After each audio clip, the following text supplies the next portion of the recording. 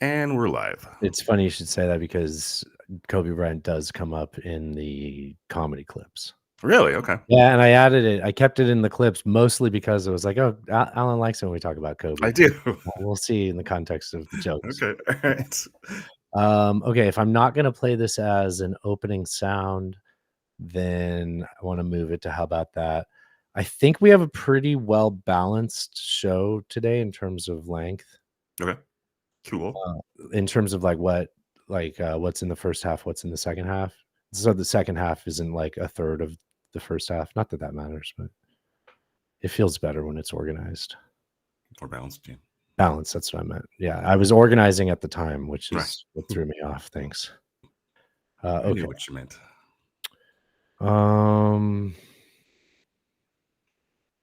Okay, that's going there. Then that leaves us with two options for show open. Says, okay, yeah, that'll go good with Friday if we have to. I think this Hillary one is in the show, actually. Yeah.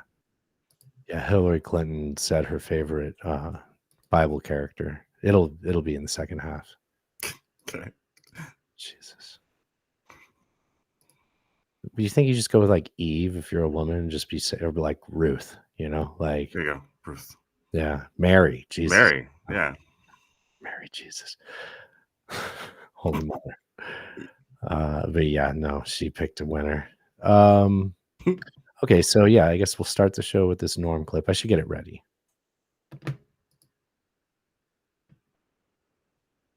Oh, it's about God. Trying to pause it. These YouTube shorts kind of suck in terms of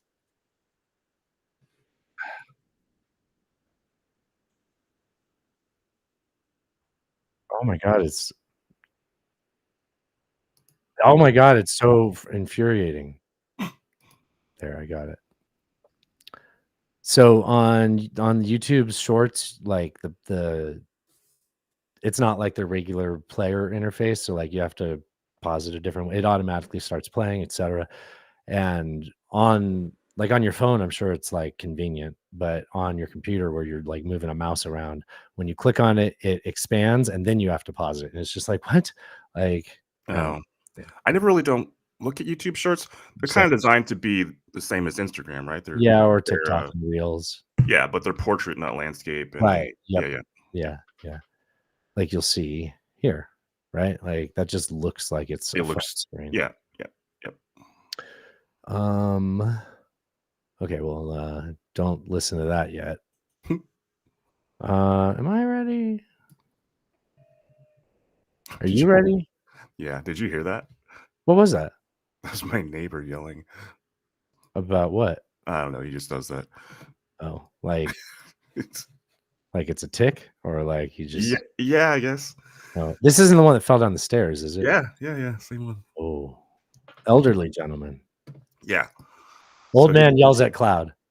He lives alone, so when he gets mad at something, he just yells. Sometimes they're pretty spicy. Oh, really? Yeah, I've been surprised they haven't been noticed. Spicy how?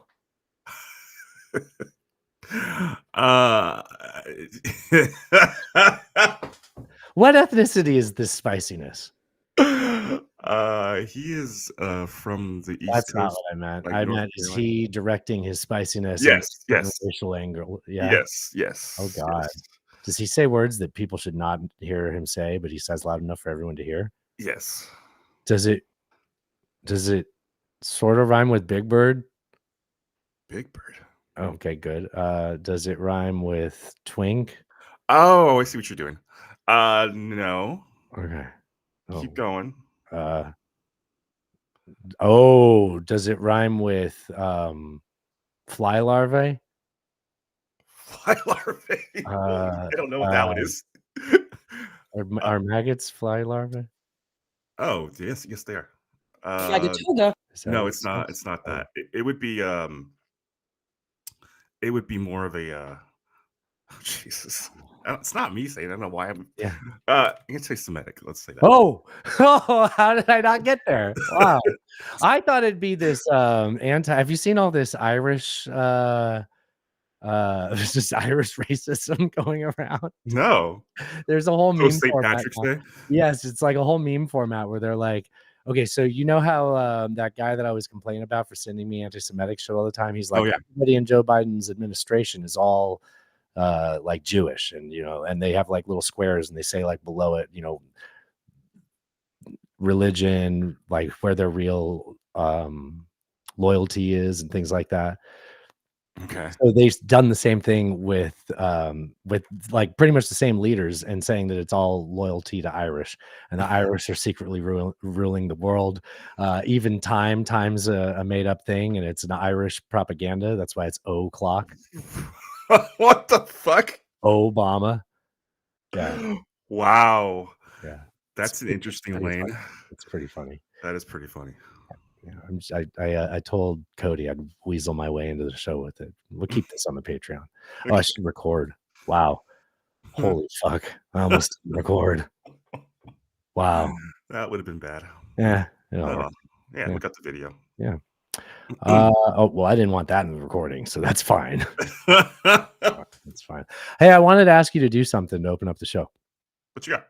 Okay, I've got a link here. Half of it's blacked out so that you wouldn't read. They would have spoiled it. Don't open it yet. Don't look if you open it. Okay, I haven't. I just found it. Sorry. Okay, all right. So, listeners, we have some new show merch, and it is relevant to some of our catchphrases, notably Alan's catchphrases. If you're new here, I have a soundboard of Alan saying, "Caucuses are really weird." Come pig. That's a good looking. This one is probably my favorite to just say randomly. I'll catch myself, especially if I'm doing yard work. I hear me and the boys are edgy. Yes. I love that one. Me and the boys are edgy. Yes. What's like me and the boys are edgy? Me and the boys are edgy. I don't know what that. I mean, I don't even know where that came from. Me and the boys are edgy. What's well, in the context of that, I've got some new show merch for us, Alan. Go ahead and open that link. Right. Can you present it to the class?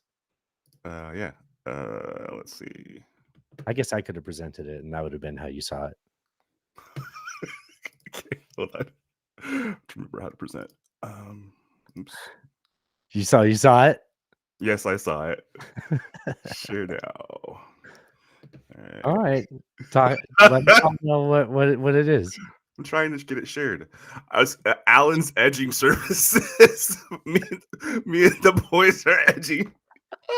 And it's a picture, like a silhouette of a guy holding a weed eater, weed whacker. You can't put weed whacker into the AI image generator. I don't know if it's weed or whacker, but it wouldn't let me put weed whacker. I had to say grass trimmer. It took forever. That's awesome, dude. Finally, I gave up and I found the silhouette of the dude, and then I just got a field of grass, and then I put like a blank block over it to have them all edge. There a lot of time went into this, Alan. A lot of time went into this. It's beautiful, man. I love it. Alan's edging surface. Me That's and the boys awesome. That is available at fungiblenuntakens.com. Hell yeah. That's sweet, dude. I love it. I'm glad you like it. Okay, let me resume present. Yeah, here, I'll stop. You're good. Mine's loading. You're good. Okay. All right. Well, I don't have a norm clip in the body of the show. So if you're ready to do a show, I'm going to hit play. Let's do it. Even though I believe Jesus is the only way to heaven, I don't tell other people because personally, I don't give a fuck if they get to heaven.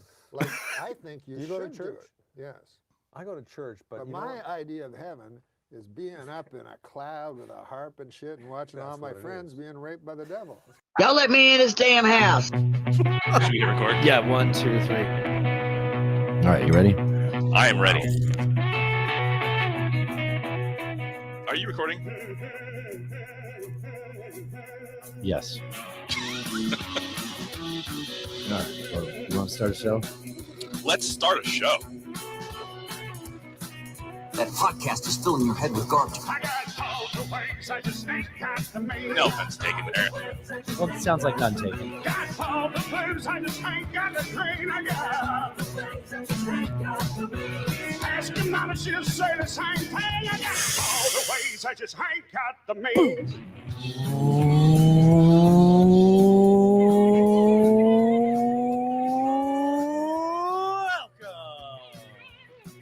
It's episode number 349 of None Taken,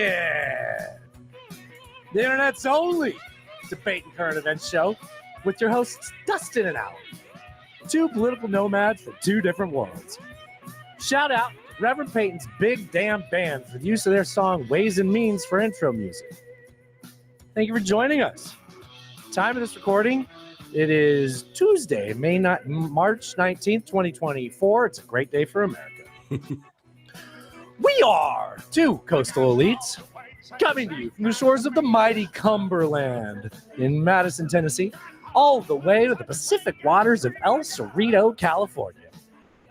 Here to recap another week of current events and sharing way too much of our tragic personal life and taking a sledgehammer to the culture war echo chambers. Please subscribe right now wherever you're listening to this. And shout out to the people that heard us pushing forward last week. Thank you for joining us on the Patreon. Party's getting bigger over there.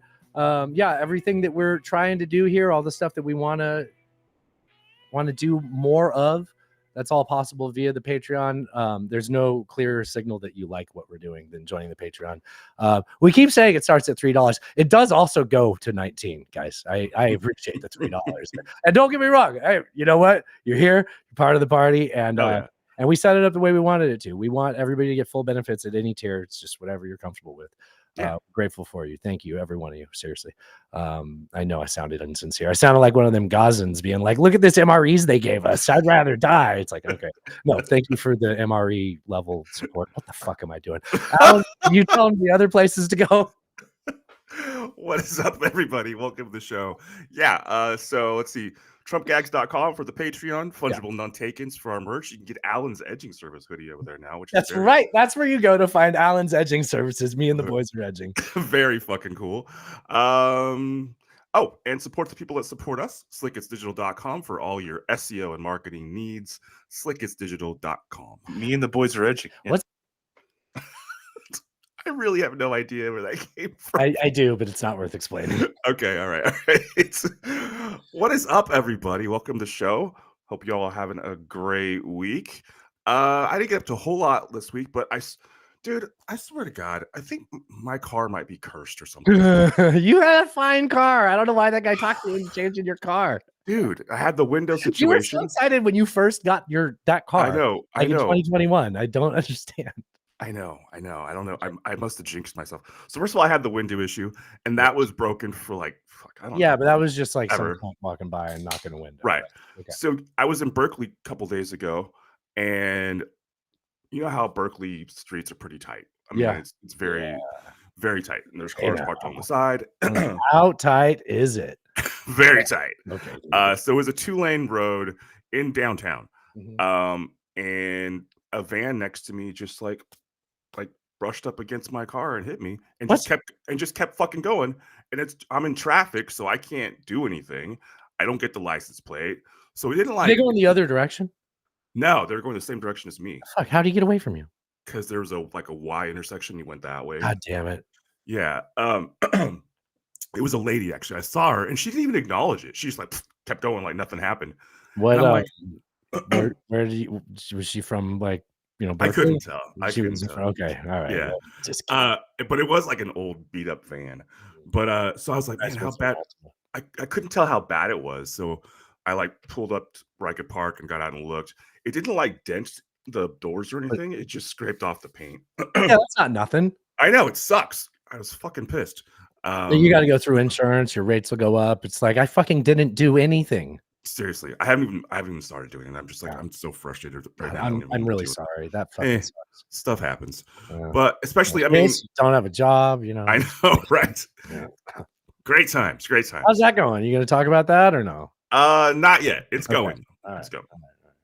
How How about you, man? Ask you, but I don't ask you in our personal life because I figure I'll ask you on the show. We didn't do much. I don't got much to talk about. We put up some wallpaper. It looks really good. That's Nice. a fucking project every time, though. I've never done wallpaper. I've done almost This everything. is our third else. time. Yeah. We forgot a crucial step, which is you need to overlap. You need to start it like 3 to 4 inches above the wall, just because one, if it isn't perfectly straight, you have room to like Cut it. each vertical. It comes in vertical stripes, Right. so you do rows of those vertical stripes, columns, right? Not rows, columns. And if the first one's off at all, if it's a long wall towards the end, you'll lose like 1.5 inches or something. And we only gave about 1.5 inches. And like by the end of the wall, we were like barely able to cover it just from these like very slight, imperfections on each sheet. Nobody can tell the difference. It looks great. And I don't want to talk about it. I just put it in there to say just filler on the sheet. I've been tooting and honking around on my saxophone.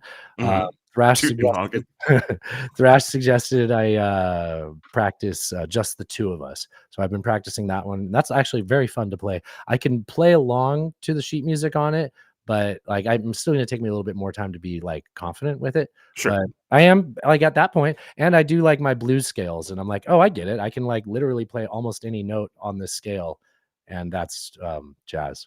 Like, like that's fine. Like do it on purpose. Oh, look at that.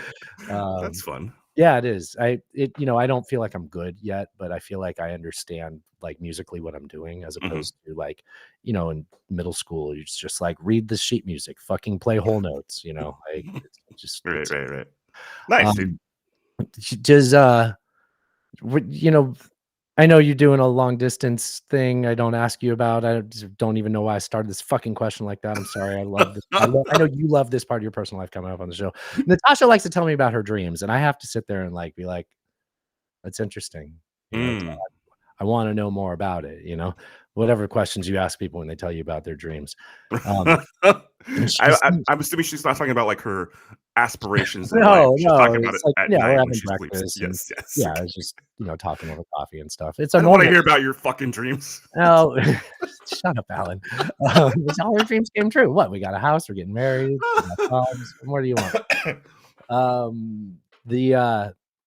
She's telling some dream about how like we got fish tacos, but their tacos were something, and we were supposed to go here, and then like it was tacos. It's all I really remember.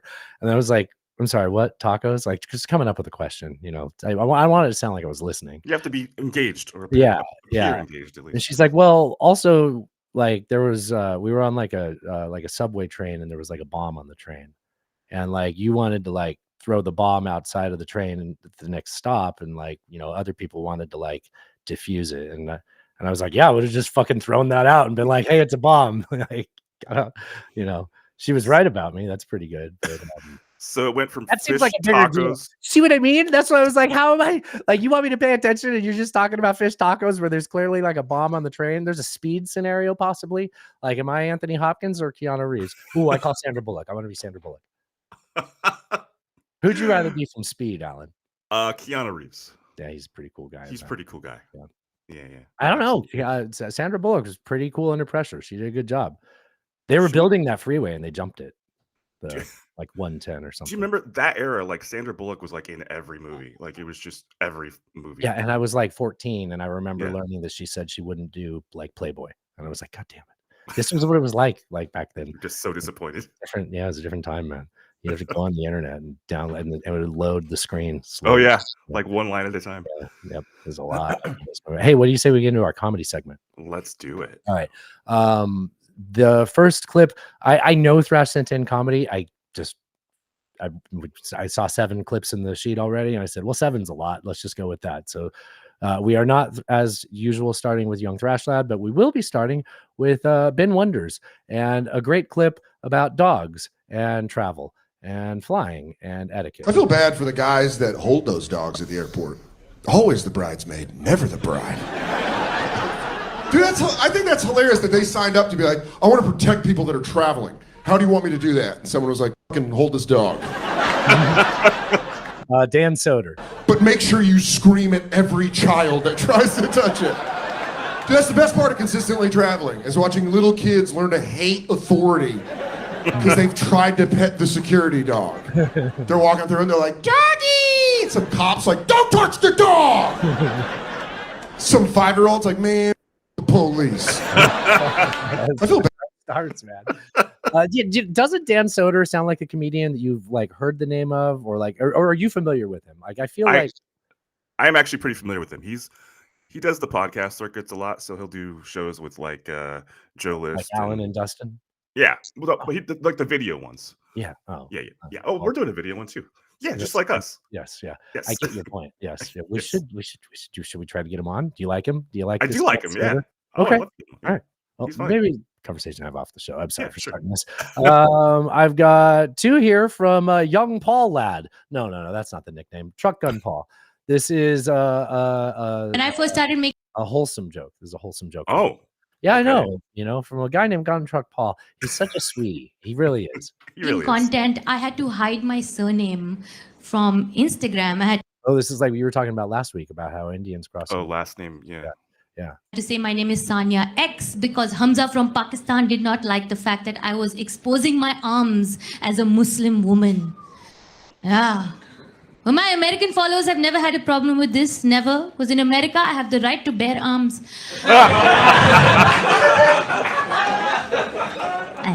I love that joke.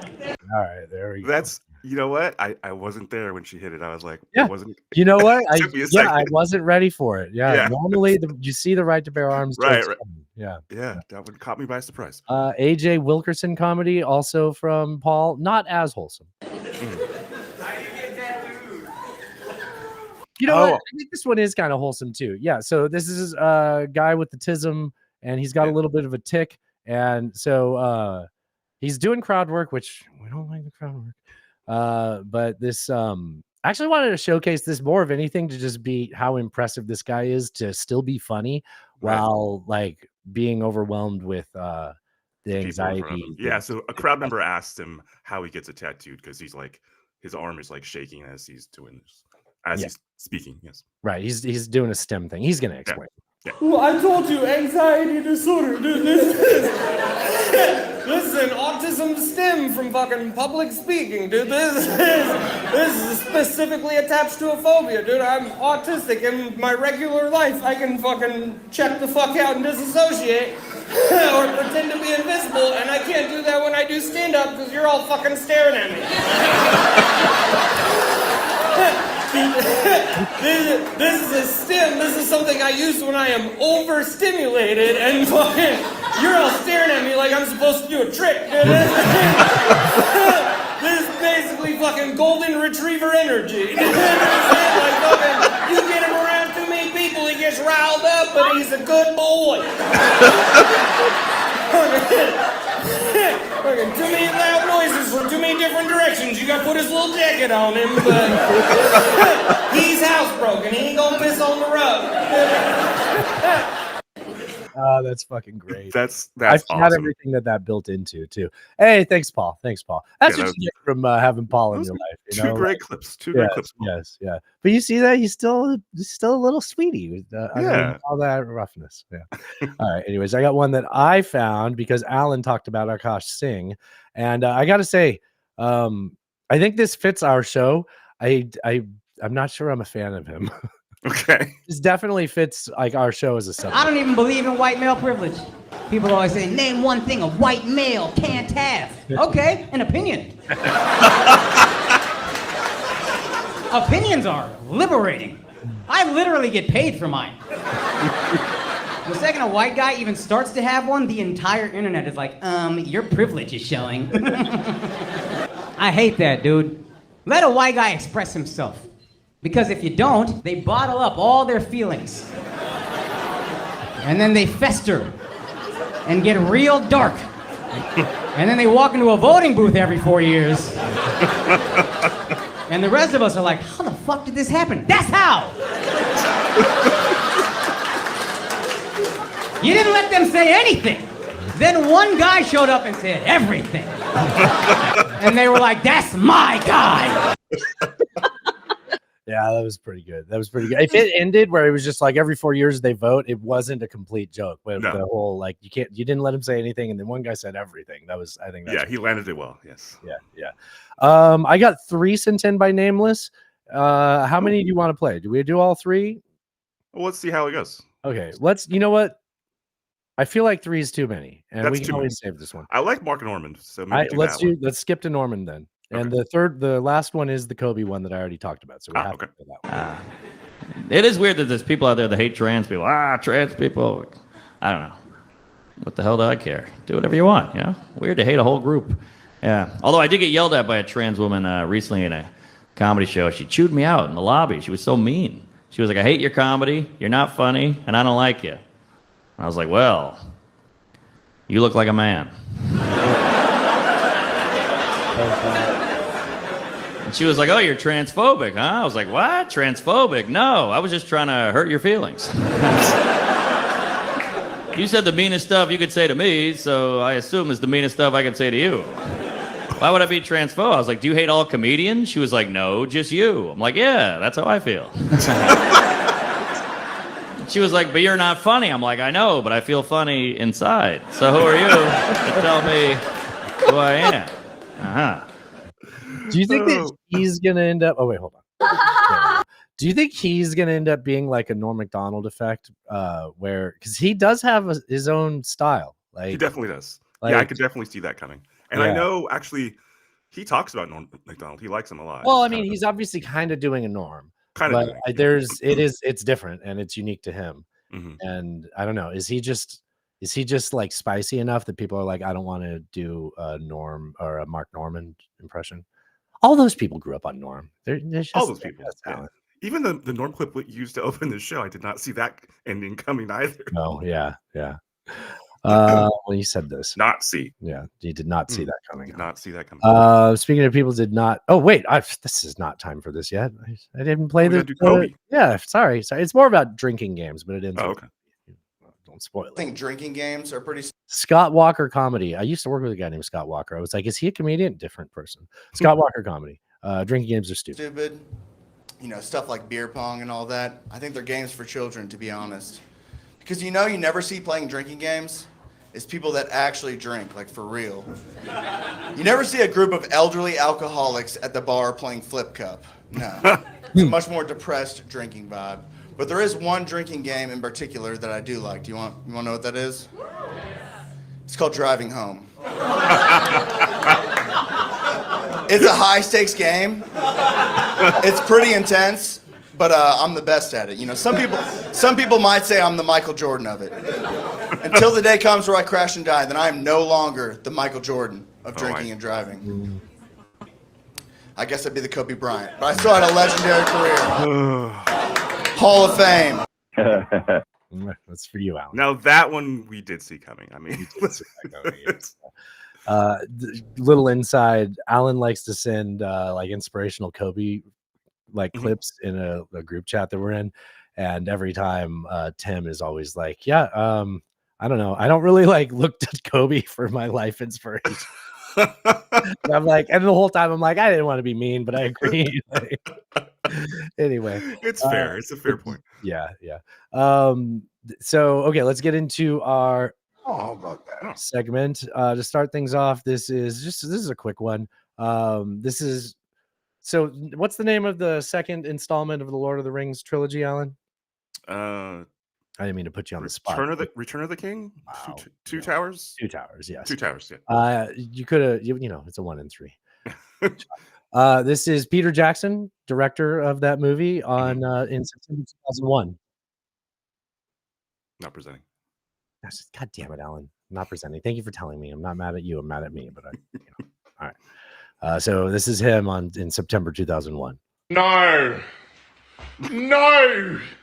you've got to be kidding. Oh, the World Trade Center. Okay, what about it? Oh, how about that? Wow. It's a 2 Towers joke, Alan. I took me this. That's a slow burn. That one. Something happened to his movie, Right. Everything is fine. Do you like it when I play the Jordan Peterson clips on the show? Yeah, sometimes they're fun. Sometimes. The fuck does that mean, Alan? Sometimes they're fun. God. All right. Well, let's see if this is a good one. Not only can you take a load, You can take the ultimate load, and even better than that, that you find your true calling and destiny in your willingness to take the ultimate load. Oh, look that. That's a perfect Peterson. You know how you get to the ultimate load, Alan? How's that? Me and the boys are edging. What for a while? Just gotta do that for a while. Want to see my dick? And you go, Gawk. and it's everywhere, Gawk. all over the room. Oh my god. That's a good looking cock. Oh, The ultimate load. no. Why? Why do you do that? I don't know. I don't have room in the sheet anymore. I have to have 2 pages just for all the shit you keep saying. All right. I didn't mean to split up the Aussie sounds, but I have an Aussie. I guess I could have put the Aussie stuff together. Oh, this is a cute one. This is okay. It's a roller coaster of a show. This is an adorable one. This is you know how Aussies always say "nar," like we were saying. Yeah. Mhm. This lady's talking about how even her kids are growing up with it. I feel like Americans love or hate how we say no. No. My boy's accent is so Australian. No. No. No. No. You're so Australian. No. Yes, you are. I feel like American. Like 3 syllables. That's wicked cute. Oh, look that. No, that's how Really Natasha's mom sounds. Just like well, I almost just spelled. Everybody knows it's N-A-U-R. Yeah. No, I think you have no, no. Isn't she on the soundboard? No. Oh, No. somebody else. Yeah, it's her cousin, but I okay. don't know where it is, Alan. Okay, I've got all yours here. Here. I won't play that one. Nobody wants to hear you say that one. Hitler. How about that one? It's better, Alan. That's better than the one I was gonna play. Okay, so, Okay. all I'll right. take it. I'll take it. All right. Okay, a couple of life advice segments. This is Jordan Peterson. No. no, it's not Jordan Peterson. This Oh, it's is Samo. yeah, it's the guys Alan likes. This is Andrew Hamilton. You know, Elon Musk, he doesn't cook. Bezos, he's not doing laundry. Zuckerberg, he's not mowing his own lawn. All these guys, they outsource this stuff. That I do the same. Now I have a guy that comes in to sleep with my wife because I don't have the time to be distracted from anything which isn't growing revenue. Now, doesn't that make you a cuck? No, that's just good business. Anything which isn't making you profit is distracting you from how you level up. Right. You know, Elon. Oh, look that. I don't think I could get through a take of that without laughing. Like I know, right? I Yeah, was just yeah. And then okay, this is guys, write this down. This is life advice segment. If this works for her, it could work for you. I saw this really cute guy at the grocery store the other day, so naturally I followed him to the checkout counter, and when he gave the cashier his credit card, I peeped it to see what his name was. And then I Googled him and found his social media profiles, and I was able to tell that he was single. So I went through his friends list and I found his mother's page. And then I looked through his mother's page and I saw that she was a member of this book club that's in my area. So I sent a request to join the book club. So I went to the book club meeting and I met his mom there, and we bonded over some books that we both liked. And she just thought I was so nice. And I brought it up randomly in conversation that I was single. And she let me know that she had a son that was single also that lived in the area. And maybe it would be cool for us to get together and chat sometime. So I gave her my number, which she gave to her son. And this morning he texted me and asked if I'd like to get together this weekend and do something. So I guess we're going to go on a date. I'm really excited. wow. Oh, look that. That is some stalker shit. Yeah, but if it works, Alan, I mean, you know what? When they get Can I ask married, you a question? tell that story at the wedding. If you found out your girl did that, how would you feel? Like, let's say you've been dating for a year now and she finally tells you the story. I mean, it depends, but only on like I think it would be really, really rare that it would not be what I'm about to describe. But if it wasn't, it would depend. But only in this, if somehow when you learn that it doesn't like realign everything that's ever happened, and you like like the reveal in a movie, you're like, oh my god, because of this, that, this, all this. Like if you don't have a moment where all of that is like exposed, then I guess I'd be open to at least hearing them out. Like, we'll see. Right. Yeah. So you're saying if the time that you'd been together wasn't like a whole construct, like yes, there was real things that happened post. Yes. Yeah, I understand. Because okay, what if you lived in like a small town and that was like the only way to do. What's that one story where it's like the lady met someone? Oh, it's one of those riddles where it's like she met someone at the funeral and then she meets him at another funeral. Never mind. Oh yeah. I feel like that's in like the psychopath test, and people that answer it quickly with like, "Oh, she's killing people," are like, "Oh shit, didn't know that about you." I also feel like that's what people said before the internet existed. We had these little stories we'd tell each other. Am I moving too quickly without explaining my references? I understand what you mean. Okay, all right, good. That's all that matters. Men stuff's all the rage, right? No, reading hack. This is still life advice. Oh, okay. This is a hack for how to read better. Not a joke. This is Marshall McLuhan. Who's Marshall? Wasn't he like a political strategist, or was a writer? Marshall McLuhan. In 1967, he's in an interview and he shares a peculiar reading habit. I have, by the way, a peculiar reading habit that I developed in recent years. I read only the right-hand page of serious books. If it's a frivolous, relaxing book, I read every word. But serious books, I read on the right-hand side only because I've discovered an enormous redundancy in any well-written book. And I find that by reading only the right-hand page, this keeps me very wide awake, filling in the other page out of my own noodle. I have... Oh, that's a weird strategy. Yeah. He was a Canadian philosopher. Huh. Among the cornerstones of study of media theory. That's okay. Media theory. Okay.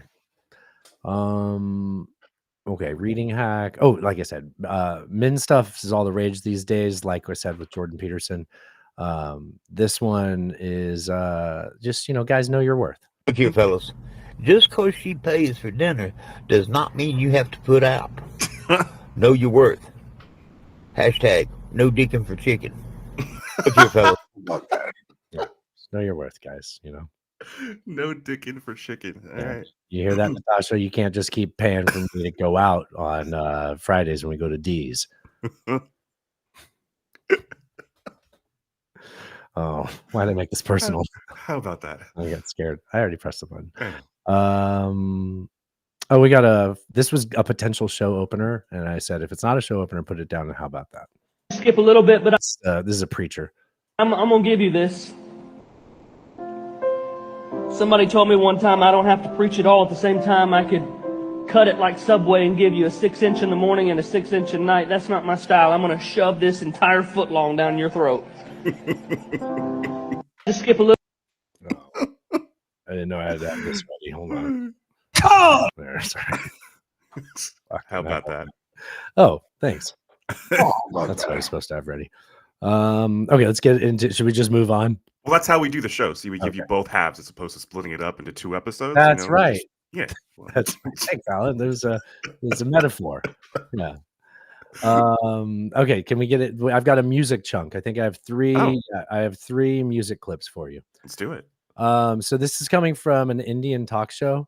So the language isn't going to be really obvious. You're going to hear a woman sort of like, this is like a Jerry Springer. So everybody's like overacting. Oh, okay. Okay. So she's about to like wail and start crying, but the way that she does it with some like hiccup in it, the show, because it's Indian, Jerry Springer has a DJ. James is calling me. Hold on. Let me put James on the show. Okay. Hey, buddy. I'm doing the podcast right now. Are you okay? Oh, yeah, I'm fine. I don't want to interrupt. Oh, well, you already did. You're on the show. Oh, okay. Oh, really? Wow. Yeah, okay. I plugged you into the microphone. Oh, smokes. How's it going, James? Well, I just came to chat about something real quick, but I'll let you finish your podcast and I'll talk to you later. Is everything okay? Oh, yeah, everything's fine. Okay. Are you still coming out here in 2 weeks? Uh-huh. Yep. I just wanted to call about something funny. All right, That's cool. all. Can't fucking wait. All right, man. Okay, See you bye. soon. Bye. All right. All right. What was I saying? Oh, Indian talk show. Right. The DJ does the funniest thing possible, just right on cue. They're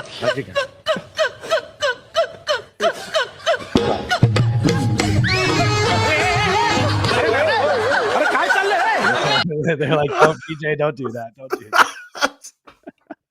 Family got very upset. That's a DJ that knows what they're doing. That's pretty cool. Yeah.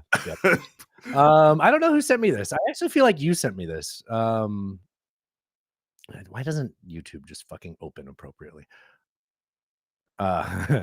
This is an Alex Jones clip. Did you send me this, Alan? It's Alex Jones. It's a song. I don't think so. Okay, well, let I'm me not find the familiar. explosion while you tell me how long you can last in the song. We're not playing Okay. a minute 47 of it, but Okay, it's quite lengthy.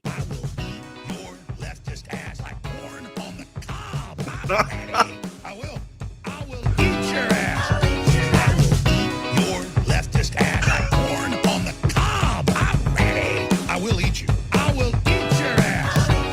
My children aren't going hungry. I'll do it. I'll drink your blood. Blow it And up. I'm starting Blow to it think up. about having to eat my neighbors. You think I like sizing Or don't. up? I'm gonna haul him up back chain. Chop his ass up, size it up. I'm gonna haul him up back chain. Chop, chop, chop, chop. I will eat your leftist ass. Corn on the cob. I'm ready. I will eat your ass. Your leftist ass. Now I'm just upset with myself that I don't know where the explosion is. Oh no. No. Okay, well, I should make that noticeable. Like some of these have different colors. Like this one's brown. About 3% of our national population is retarded. This one's hold on, I'll play that one. This one's red. China is asshole. This one's blue. Ah, the French. See, that all makes sense, right? That all makes perfect sense. Yes. What would the explosion be? Orange. Okay. Oh, it's red, right? Oh, there it is. I like the birds. The birds are really peaceful. They are. It's kind of a Slaughterhouse 5 kind of vibe. It is a Slaughterhouse 5 vibe. Yes, the SHV is what we call it. SHV vibe. Hey, do you remember when Sir Mix-a-Lot said this? Cause your waist is fat and your curves are kicking. And I'm thinking about sticking the chicken. It seems like an edit of some sort. I don't think so. It's from the 90s, long time. Yeah. It's probably like a Berenstein Bears effect, Mandela effect thing. Thanks for that, Dingo. Dingo sent that in. There's a clip from the group chat. I don't remember who sent it. This was clearly Alan growing up. Do you like hardcore punk rock? The answer to that is no. I think she's gonna ruin our house. I don't like Republicans. Little Alan. I think Andrew shared that one, if I remember right. It is. Yeah, That's hilarious. I was listening to The Economist yesterday morning, and when I heard this, or no, maybe it was last week. Yeah, this is on last Thursday. When I heard this, I had to take it. I did a double take because I wasn't quite sure what they meant. But I think that I don't really know that The Economist should go around being the authority on this. But according to The Economist, light-skinned black is white. Didn't know that. Did you know that? I was not aware Did of not this. know that. One of them is light skinned. His interrogator, who's also white. So there it is. One is light skin. So there's a story about Russians in Africa, and like Wagner, which is now some former Nazi name that the Russians took. Right. We're into denazification. Anyways, yeah. So it's showing a footage of who was it? One of them is light skinned. His interrogator, who's also white. Well, there's light skin. His interrogator, who's also white. Huh. Also weird. I really don't feel like British. Oh yeah, thanks. Sorry. Oh, how about that? All right, we should just move on. I don't think I should be authority on that thing either. A couple more clips in. How about that before we move on to Isn't That Something? Thrash sent this in. It's from Saturday Night Live. I have a note that it's it might be a witty. It's bad enough that Trudeau's new so it's about Canada. new online harms bill could have you fined up to $50,000 and placed on house arrest for. This isn't Saturday Night Live. That does not look like What did I send you? Oh, well, this is supposed to be a Saturday Night Live clip, and I even put not a carp. Well, carp or narp? Yeah, I guess we're playing this. Saying something the government deems offensive, but according to former Chief Justice Beverly McLaughlin, even if your comments are truthful, this needs to move into Isn't That Something? Okay. Well, I have no idea what's happening with this. Okay. Curveball, Alan. Let's get on to Isn't that something? Oh, and here we go. Our next two clips are just fine. And Isn't That Something? So let's, as I said before, play this clip from. I don't remember what we just played. A clip about Canadian Canada. President, Prime Minister, I think. Justin Trudeau. Yeah. He's got something called an online harms bill, which is one of the things that separates Canada from America for now. I think I sent this to you because I think that it crosses over with that book that we both read, The Constitution of Knowledge, and some of the principles we sort of like feel a little bit more solidified in my head after reading that book. It's bad enough that Trudeau's new online harms bill could have you fined up to $50,000 and placed on house arrest for saying something the government deems offensive, but according to former Chief Justice Beverly McLachlin, even if your comments are truthful, you can still be penalized by the Canadian Human Rights Commission. This raises the question, where does free speech end and hate speech begin? This is a concerning development considering a lot of people seem to think that hate speech is any speech that they hate. Even worse, complaints can be made anonymously, meaning individuals will face no social or legal recourse. I muted myself. This guy's moving fast through a few things that I think are worth stalling on. So where does hate speech end and where does free speech end and hate speech begin? Is that what he said? That's what he said, yeah. I feel like that was one of the things that book was a little bit more against the grain for the people that would have come to that book for liberal reasons. Kind of saying like, hate speech doesn't do anybody any good in terms of having a liberal conversation. Can you? So, I mean, essentially the premise of the book is that currently words can be equated to violence, or a conversation can be equated to violence. It causes emotional harm, things like that.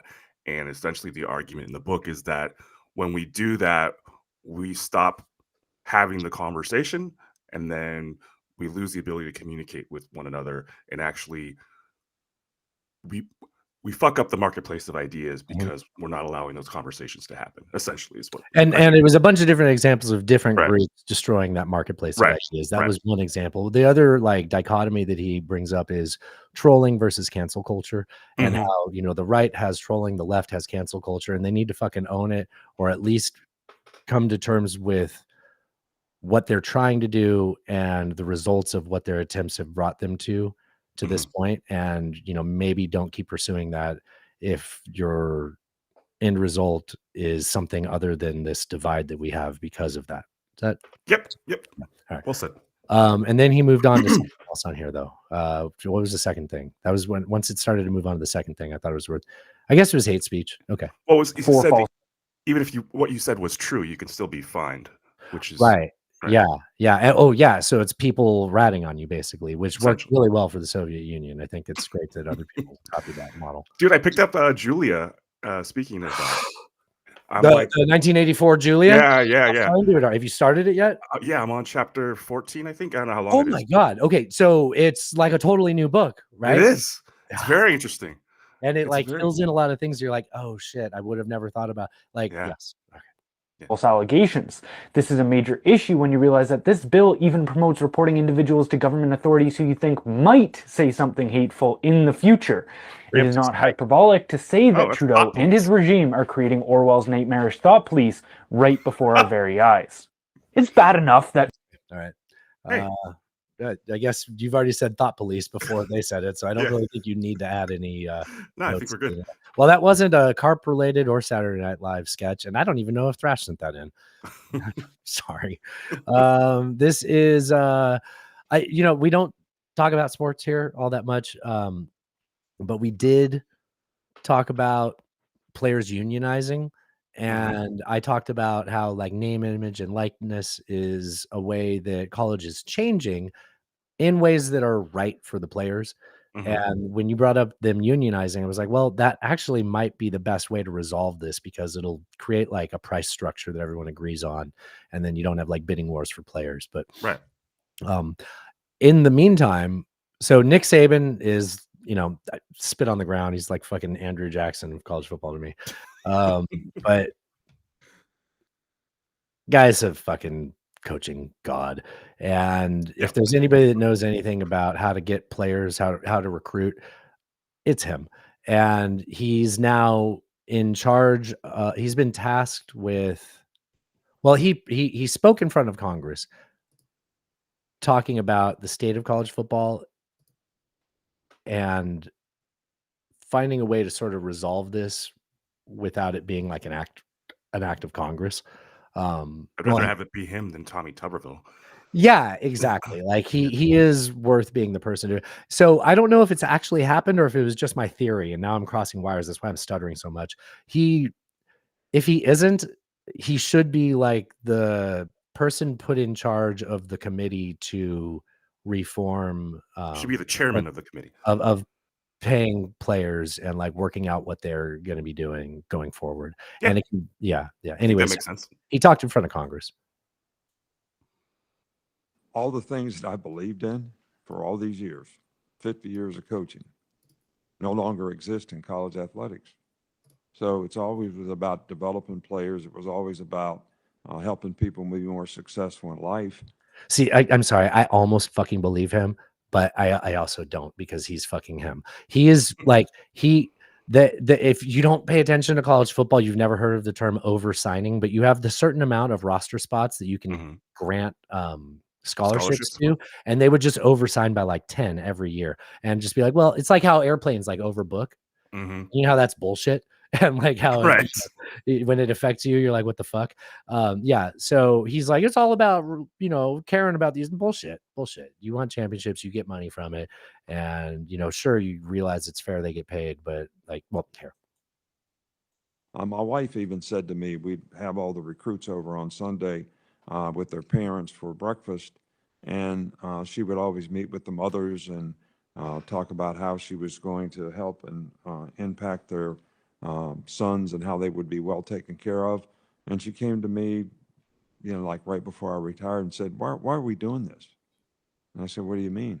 She said, all they care about is how much you're going to pay them. They don't care about how you're going to develop them, which is all what we've always done. So why are we doing this? Well, isn't that something? I mean, those are bold statements in front of Congress, They are. So what would happen to those players that were oversigned if they didn't have room for them by the time? They'd transfer, and so in the old system, they would transfer. They'd have to sit out a year. They'd lose a year of eligibility. It was bullshit. Towards the end, they changed the rules to make it better for those players. But yeah, no, oversigning was a real problem, and it was a way of showing that those coaches don't mean any of the shit that they fucking say. Look, these guys know how to go into a living room and tell parents that they're going to take care of their kids for 4 years. That's what they're good at. That's what yep. And they're also good at coordinating bagmen that can pay for the best players. And he's been doing that before it was okay to do that. Like, let's be honest about this.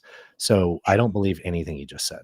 Like, I do, and I don't believe it in terms of what his intentions are at correcting it. Do you know? I respect the sentiment, but him personally doesn't embody that attitude at all. Yeah, exactly. When you know what oversigning is, how Alabama led that. Like a lot of universities did, but nobody did it better than them, and they did it like, if not first, best first. All right. Anyways, let's move on to. Well, we're still in, isn't that something? The Toronto police have. You might have seen this, according to. Is it Ground News that does the breakdown by what agency, what type, whether it's the left? I think it's Ground. Right? Yeah, Ground News reported this as like 100% people on the right sharing this. So if you don't have right wing sources, you might have missed this.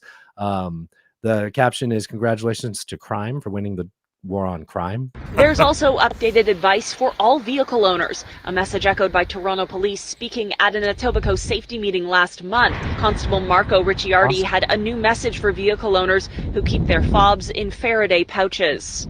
To prevent the possibility of being attacked in your home, leave your fobs at your front door, because they're breaking into your home to steal your car. They don't want anything else. A lot of them that they're arresting have guns on them, and they're not toy guns, they're real guns. They're loaded.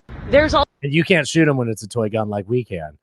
Big brain shit here. So put your keys at your front door so that they steal your car instead of breaking into your house and stealing your car. Now you got to pay for a new door, maybe a window, whatever else they grab at the same time.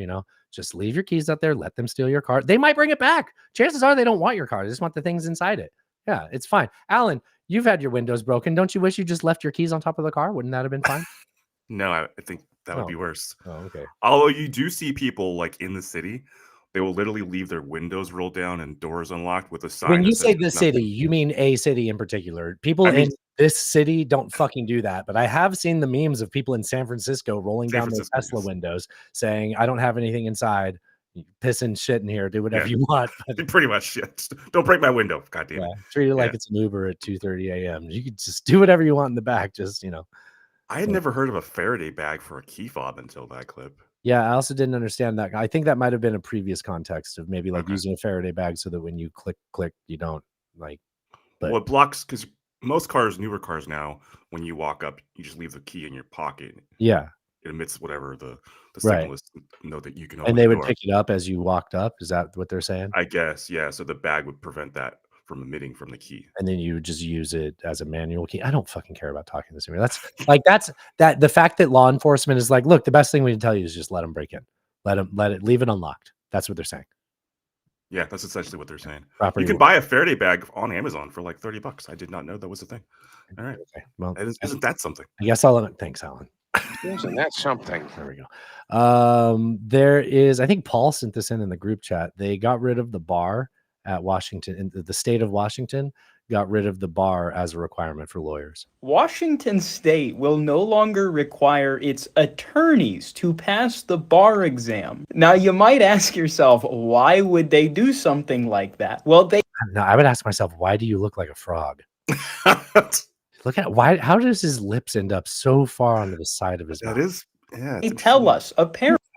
It's like Joker products. Currently, the bar exam disproportionately and unnecessarily blocks marginalized groups from becoming practicing attorneys. So because there wasn't enough diversity among the people who were passing the bar exam, they just said, to heck with it, we'll get rid of the whole thing. I've heard that there are decent arguments for removing the bar exam, but I can promise you this is not one.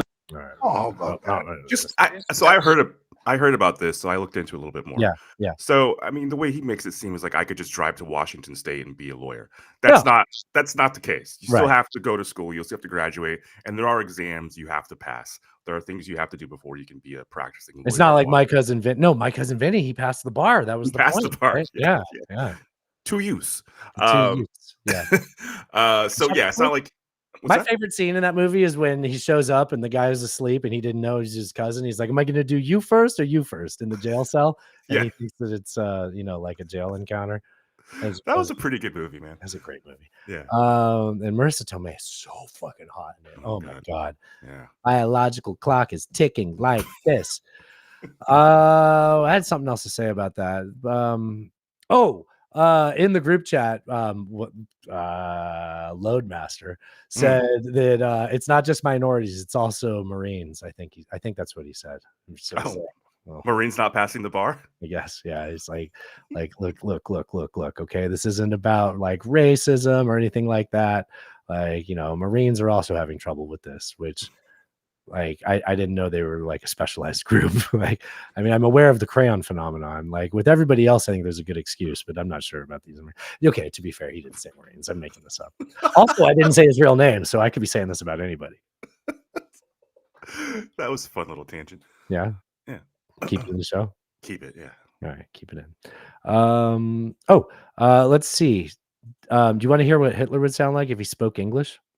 Oh. Is that a curveball? I'm sorry. I was not. So just in case you've never heard of him, this is the original. Meine Arbeit für richtig hältst. This Du glaubst, sounds weird, dass ich right? fleißig gewesen bin. Okay, this is what it would be with an AI voice translating it into English, but with the same German accent and inflection. You, my work for correctness. Whether you believe that I have been diligent, that I have worked, that I have advocated for you in these years, that I have been decent, I have spent my time in service of my people. Now cast your vote. If yes, then stand up for me as I have stood up for you. Wow. Right, like he just like sounds unhinged, right? Like Can I tell you, like, that's like the hairs on the back of my neck are standing up listening to that. That's creepy as fuck. Holy shit, dude. Wow. I mean, I'd ask you if it reminds you of anybody if it wasn't somewhat kind of used by both parties, but they really kind of goes That's okay. We have a second half for talking about that guy's cult. Yeah, I'm glad that had that effect on you. I almost didn't want to play it, like I like it when Alan comes on the show and says silly things like Hitler. Yeah. Come pig. Come pig. And don't forget, you can get the sweaters at Fungible None Take and t-shirts. Me and the boys are edgy. Yeah. What t-shirts? And also this logo where the zebra has a dick that says podcast. In case people are like, "What's hell yeah. that?" It's a podcast. Can't Podcast. dick? Podcast dick. Yeah, podcast dick. Oh, that's not a show. Oh, it's pins working. The Tootin and Honkin one I thought was pretty good. Oh, okay. You want me to write down Tootin and Honkin? Yeah. Tootin and Honkin. Okay. It's kind of early for a show title. It is. Yeah. It happens sometimes. Sometimes. Hey, I've been beating around the bush for a reason. I don't like talking about airline disasters. It makes me uncomfortable. But it's been a fucking thing. And I'm afraid to even look at what plane we booked our flights to New York with. I'm going to New York. Oh, I already said that. I'm going to New York in June. New York heads, let's meet up. I mean, it's probably a 60-40 chance it's Boeing. I mean, because it's Southwest there, and I think it's United back. So yes, well, either way, it's 60-40 that it's Boeing. Yes, Yeah. But I think Southwest has a lot of 737s. I mean, they were an amazingly selling plane, largely because of subsidized taxpayer subsidies, which is pretty cool. This is what we get when we give them our fucking money. Okay, before we get to that, to ease us in, I will play a clip from Kunk on Everything. That's that Leslie Kunk. Is that her name? I believe that's her name. Philomena Kunk. C-U-N-K. I still feel like it's sunk, but she says Kunk. It's also probably made up. Anyways, probably, yeah. She's talking to a flight expert. I'm not sure. And, she always derails these interviews with dumb questions that are like, how does airplanes work? Right. Okay. How come we're still not any closer to working out how aeroplanes actually work? But we are. We know how they work today. But in reality, how do they work? She's actually onto something. There's still question as to how lift works. Like, we know it works, but it's an open, like, there's a lot of different, there's like 14, I want to say. I read this like 10 years ago. There's like 14 competing answers for how lift works. And it doesn't matter because we know if you make this shape, we know it works. Yeah, have speed, but they're like, oh, it's the pressure on the bottom of the wing and the top of the wing. And then other people are like, well, how come this doesn't? Anyways, like, yeah, we don't really know how lift works.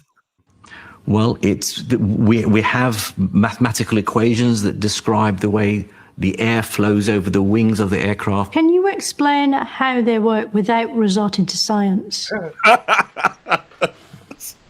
It's difficult not to explain the science behind it, but because of the shape of its wings, the force upwards is bigger than the force downwards, so that pushes the plane up into the air.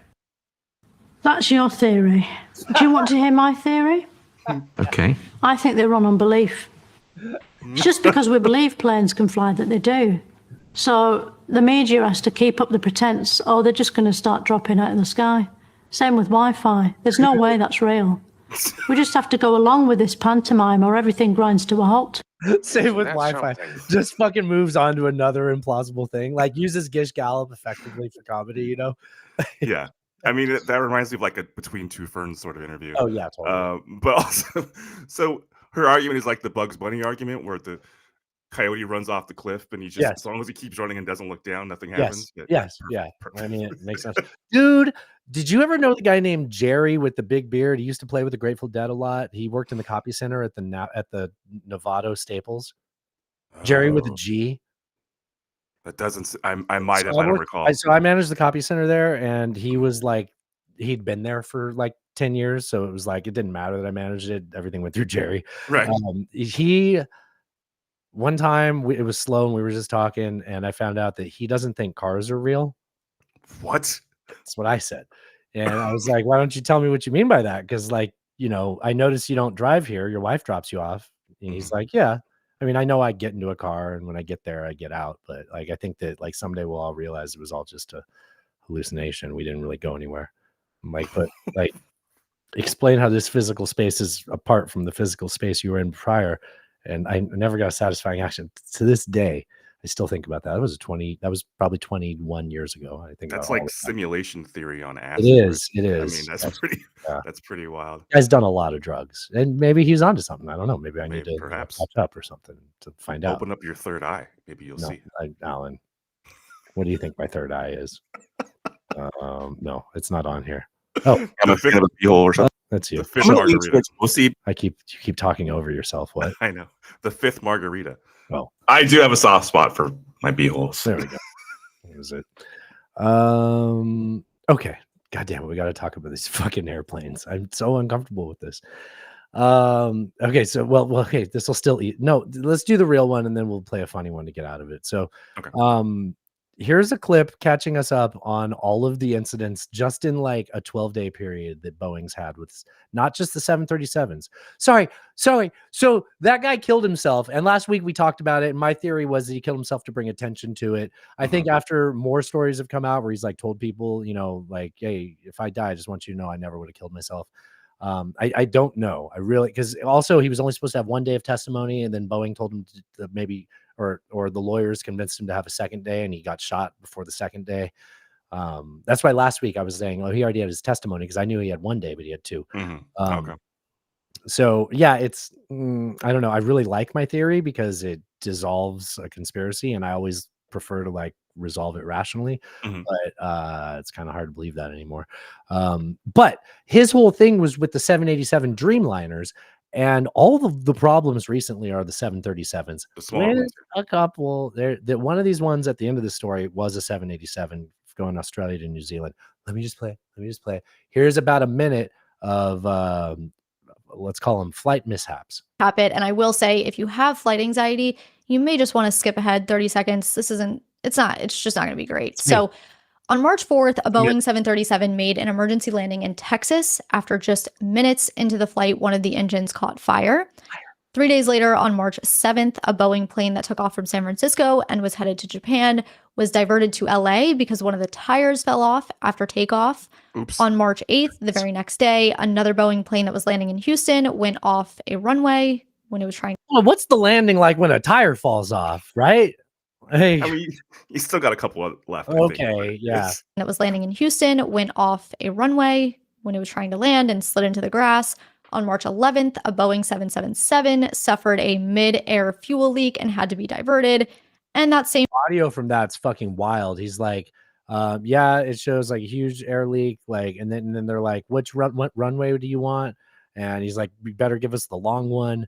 Like, totally professional pilots, but it's like, you don't put them in that position, right? Like, I do feel safe that pilots are competent and planes largely don't crash, but like, why are you making this fucking difficult, Boeing? Especially since the government has done so much to regulate that industry, right? I mean, thank God they didn't go out of business during COVID, right, Alan? Right. And that same I'm not ignorant. I know it would be worse, but still. Leak and had to be diverted. And that same day, and perhaps the worst of all incidents, took place on a Boeing 787 when flying from Australia to New Zealand. The plane dropped out of nowhere, causing 13 passengers to go to the hospital upon landing. 37 others were hurt. Passengers said that the plane quite literally just dropped out of the air out of nowhere and then started to nosedive before eventually leveling out.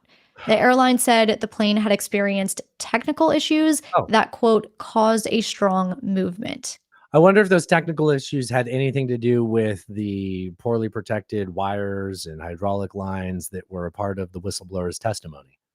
That seems relatively likely. Literally what I've been saying, which is like, these are things that will not be evident right away, but after a few years of nonstop vibration and operation, that's when you start having these like, when we checked everything on the ground, it was fine, but we had a short in the middle of the air. Like, I don't want to sound like I don't know what I'm talking about, because I definitely don't know about how aviation, like electronics work, but I do know how electronics work. And I know if you don't protect cabling, or if the people that fucking assemble them are saying, I can't sign off on this because this is rubbing up against unfinished sheet metal or shit like that, like that is something to be concerned about. And the fact that they're like blowing that off or using parts they'd already deemed as unflight worthy, like, and then, and that set aside the flight anxiety, just in terms of somebody that gets all these subsidies that they get, it's outrageous, right? It's entirely outrageous. I mean, and we have all these processes in place that are supposed to prevent these things from happening, but clearly they're just being outskirted. They're just doing whatever the fuck they want, apparently. Which is because they've convinced all of their former executives that are now in the regulatory agency to let them regulate themselves. I mean, that was the whole point, right? Like when they came out with the new version of the 737 MAX, they said it was so similar to the previous one. Didn't have to train. that it didn't. No, hold on. It Hmm. didn't justify the expense of creating new simulators. Right. And that's very expensive cost, which is stupid when you think about how much it costs to make the fucking planes, and that you can't just like also be like, well, guess what? We have to make simulators. Like, And that was the problem with like their autopilot or whatever. so because they Yeah. told people that you can just Use the old reread the simulator. manual on Yeah. the old simulators, and dude, there was a story where like a test pilot in a simulator, one of the times they did use a simulator, and one of their experienced test pilots was like I failed. They failed the test, and they said if this was in an actual airplane, it would have been catastrophic. So people getting put up there to fly the 737, whatever max is. I know it's like an 800, maybe, whatever it is. Those maxes were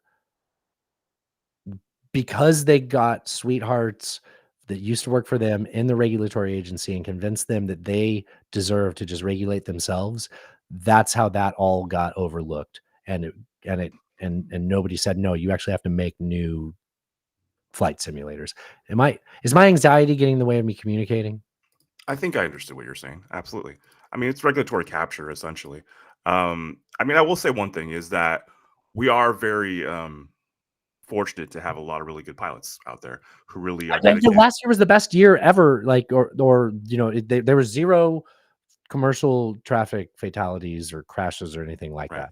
And when that door flew off, they're like, hey, do we have to put a number up on 0 days since because nobody died, right? Like they still keep their We have to change the sign. Yeah. How many days since the last accident? Yeah. Yeah, actually I saw a clip on, I think it was Instagram earlier this week, where a person was talking about being on a flight and sitting next to a pilot. Obviously not the pilot of that flight, but they were pilots. They started talking to the co-pilot. They're like, so why are we here? And they were telling the pilot they had a lot of anxiety about flying, especially like turbulence. Was this in a podcast? No, I think it was a clip. I thought I wish you sent it to me. I know. I do too. I'm always looking for new tips. So the pilot was able to look out the window and tell her, this is what she said. I can't verify. This is what she said. The pilot told me, okay, you see that cloud right there? We're going to have some turbulence coming up for a minute. And then that one, no, we're going to be fine. It's going to be smooth sailing. Like they could identify just visually whether or not there was going to be turbulence, which is like an incredible thing to do. Like, well, it is, but like you can also tell by like, look, like I'm not dumb, okay? Right. Like I just my lizard brain can't handle the fact that a human is 40,000 feet up. That's the whole problem, right? Like I've rock climbed. I've rock climbed things that are like 2,000 feet off the ground, and I'm in control, so I'm okay with it, right? And I know that I trust my gear and everything I'm doing. I have faith in. When someone else is flying and it's this fucking like piece of metal that weighs a lot and it's flying, I'm like, how?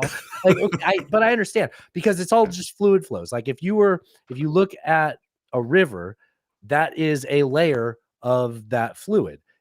If you were in a submarine in the middle of it, that would be like flying through the air, right? Mm-hmm. Yes. And if you if you just think that there's like layers to that fluid, and that top layer is, the upper layer, a boat going through bobs and spinning around to the like that would make sense. Air, you just don't see it. There's still a fluid flow there. So when you see the shape of the clouds, you can imagine what's going on at that layer of that. And I get all that. I just don't like the way it feels when it shakes. Yeah, I get it. All right. I for whatever reason over this all the time, and then I just start getting worked up again. I for whatever reason just completely turn my brain off on a flight. It doesn't concern me at all. I'm just like, all right, let's go.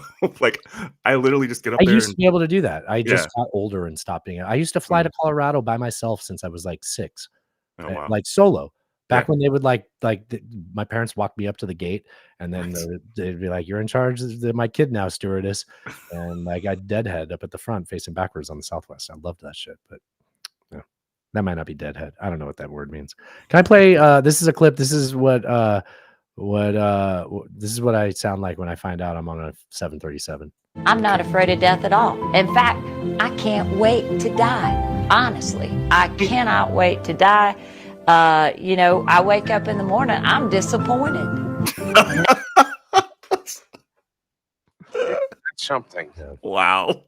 It's just that's the only attitude you can have. I wake up disappointed. That was That was from like an evangelical talking Yeah, about yeah. trying to hawk their book. All right, let's shift gears a little bit. This is going to be about doctors delaying seeing pregnant. Sorry, we're supposed to say pregnant people, Alan. So this is specifically happening in Louisiana, who has a 12-week, I think, abortion ban. So doctors there are not seeing patients. I paused. Not seeing patients. Hitler. Until after 12 weeks because they don't want to. You know what? They sum it up fine in the clip. You're here. So, what are doctors and patients saying in your state? Well, they're telling the report's authors that there has just been a huge deviation from how doctors treated pregnancy before the state banned abortion.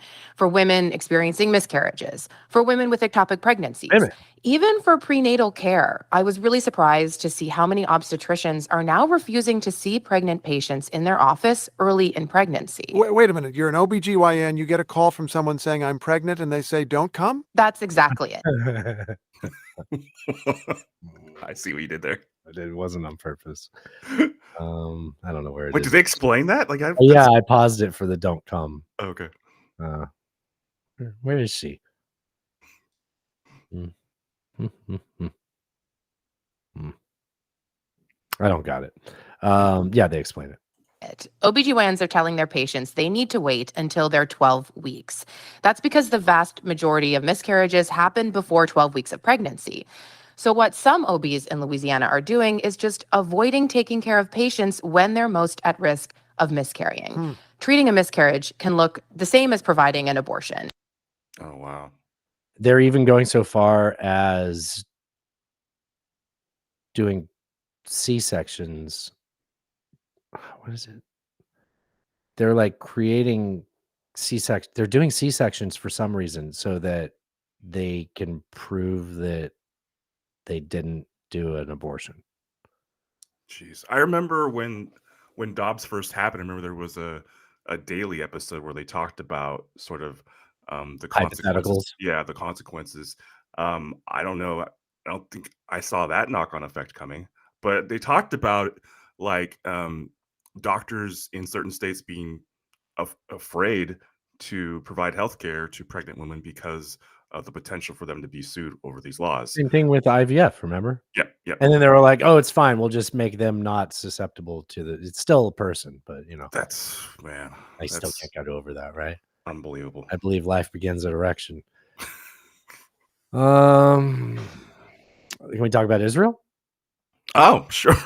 All right. This one will ease us into the Israel subject. This is just a pronouncer. This is from the same people that taught us the proper pronunciation for Rafah. Rafah.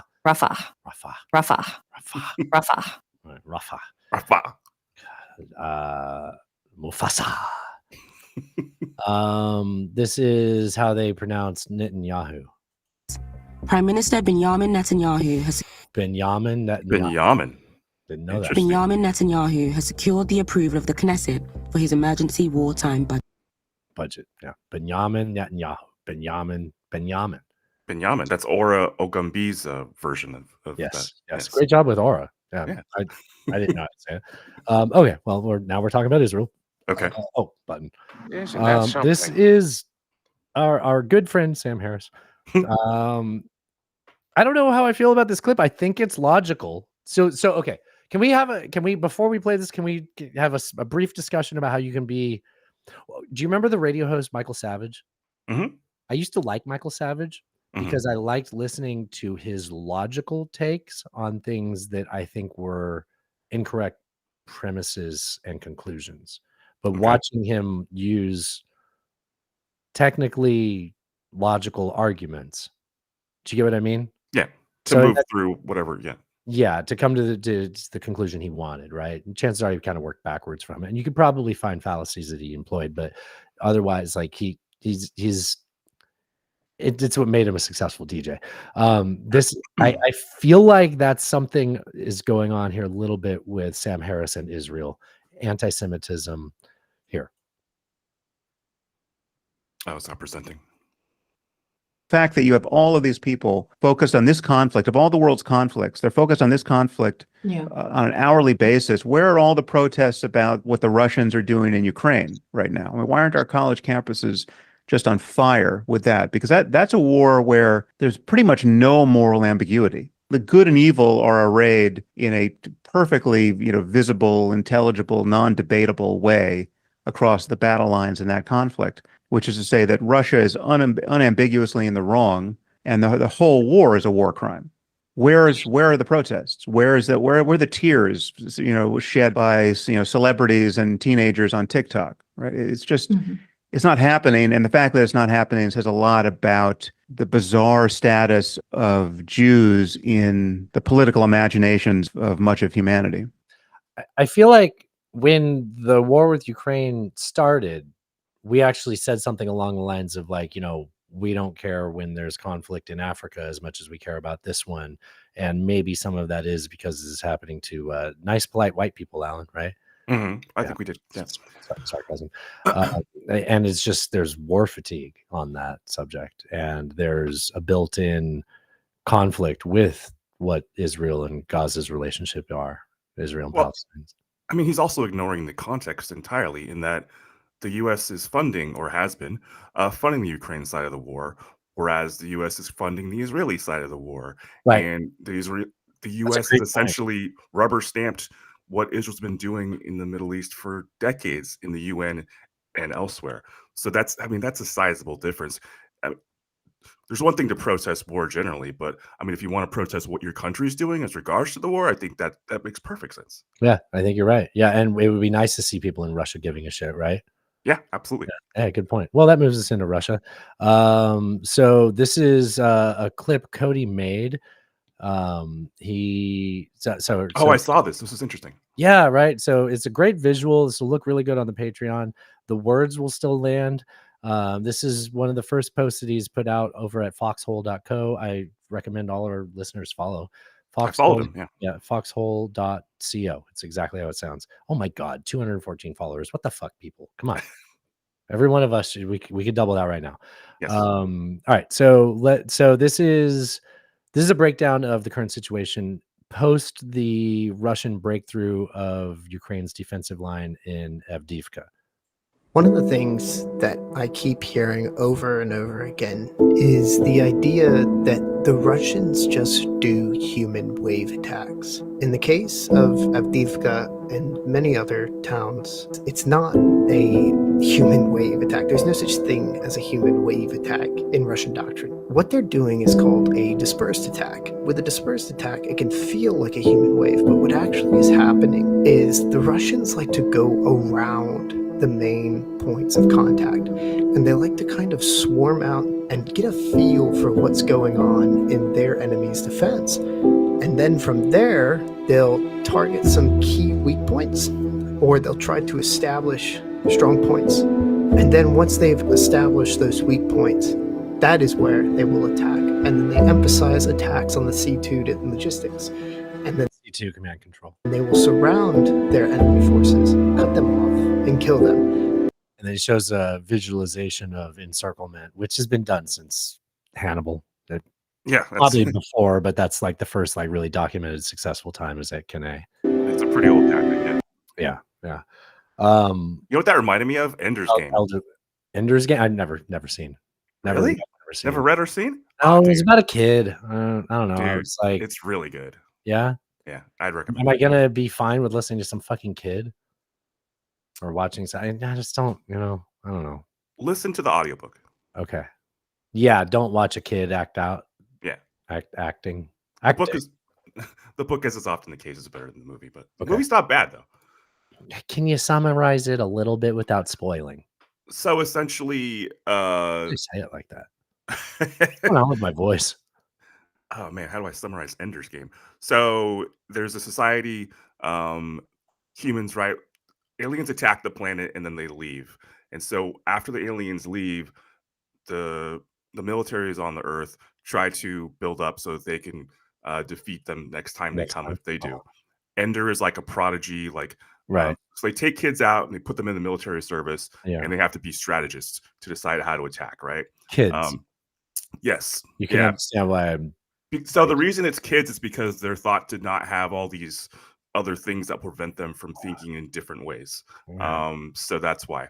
And so Ender's Game is about the story of this one particular kid, Ender Wiggin, who is sort of a prodigy and ends up doing stuff. Ender Wiggin. Yes. It's Remember very good. Leroy Biggins? Oh, yeah. That was a good clip online. All right. Can we talk about elections? Sure. I don't feel any closer to wanting to watch that movie or read that book, but yeah. Okay. Yeah. All right. There's genocide in it. That's not sound. What do you think I am? Why would you? I have more questions now as to why you want to recommend this book to me. I also don't like nonfiction. I don't like fiction. I don't like fiction. It's not my favorite. I like it at times, but like I have to do like 3 nonfictions for every fiction. Can we? Okay. Okay, we're doing election talks. Yes. This is CNN fact checking Trump. Promises and what? Promises and claims. So this is just CNN doing a fact check on the fly. Joining us now with a fact check. We'll start, Steve, with the issue of crime. Take a look. We are a nation where free speech is no longer allowed. So this is a terrible setup. I should have done a better job. So what they're doing is they're taking some of the things that are sort of popular talking points from the MAGA and Trump crowd, and annoyingly, because it's CNN, being like, it's MSNBC. Oh, sorry. That was Mika.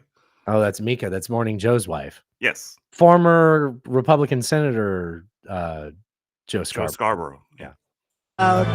And where crime is rampant and out of control like never, ever before. He's always going with the carnage, Steve. Is it true? No, crime is not out of control like it's ever been before. And in fact, crime is actually continuing to drop under President Biden. So who do they think is going to listen to this and be fucking persuaded? Like, look at this guy. Like, he looks like the Keymaster in Ghostbusters. He looks like Steve Moranis. Let's take a look at violent crime. Looks like he accidentally shrunk his kids. And this is per 100,000 people in relationship to our size of our population. And you can see that violent crime actually since 2020 has dropped by 15%, 339 violent crimes per 100,000. What's worth pointing out that you can't see if you're not watching this, that number that it's lower, the low number that it is today is lower, according to this graph, than 2014. And I can't see prior to that. So it's not just lower, it's lower than, honestly, a spike that started in 2017.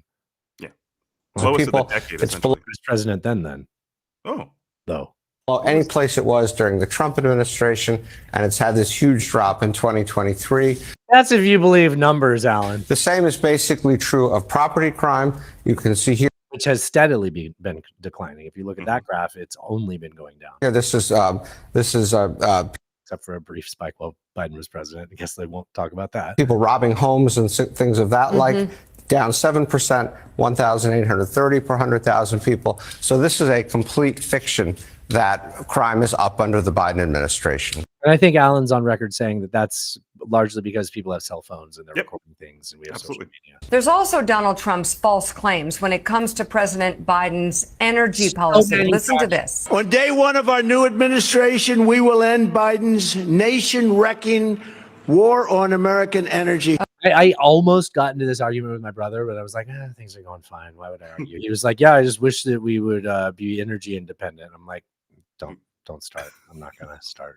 Okay, Steve Ratner, again, what are the facts? We have had record energy production under the Biden administration. This combines nuclear, fossil fuels, and renewables. And you can see here. Liberals are actually mad at Biden for that. Yes. Here that we have never had energy production this high.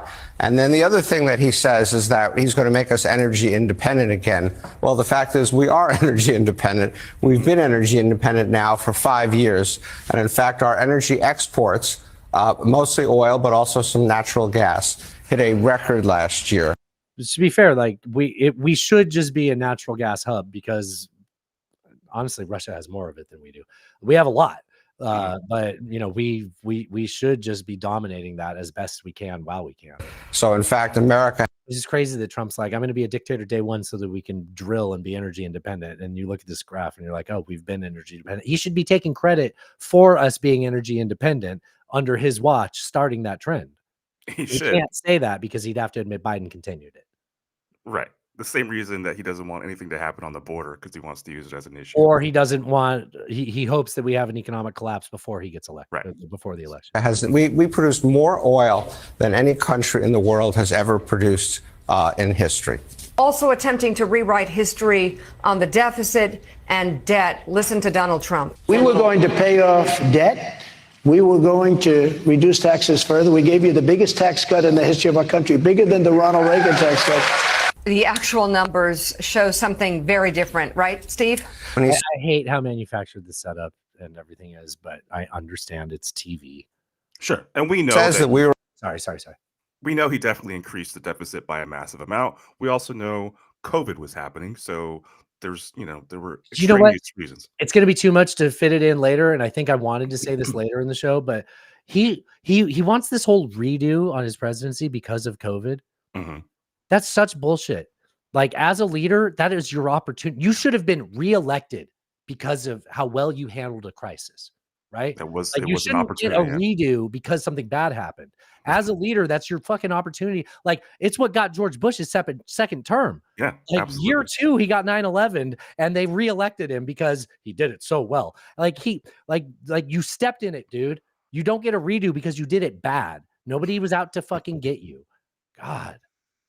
That's a good point. We're on track to pay off the debt. Look what happened to the deficit even before COVID. Even before COVID, because of his tax cut, the deficit was going up. Yeah, because we had a tax cut and we had no revenue. Like, yeah, then you see that massive spike in the middle. Jesus. Yes, right.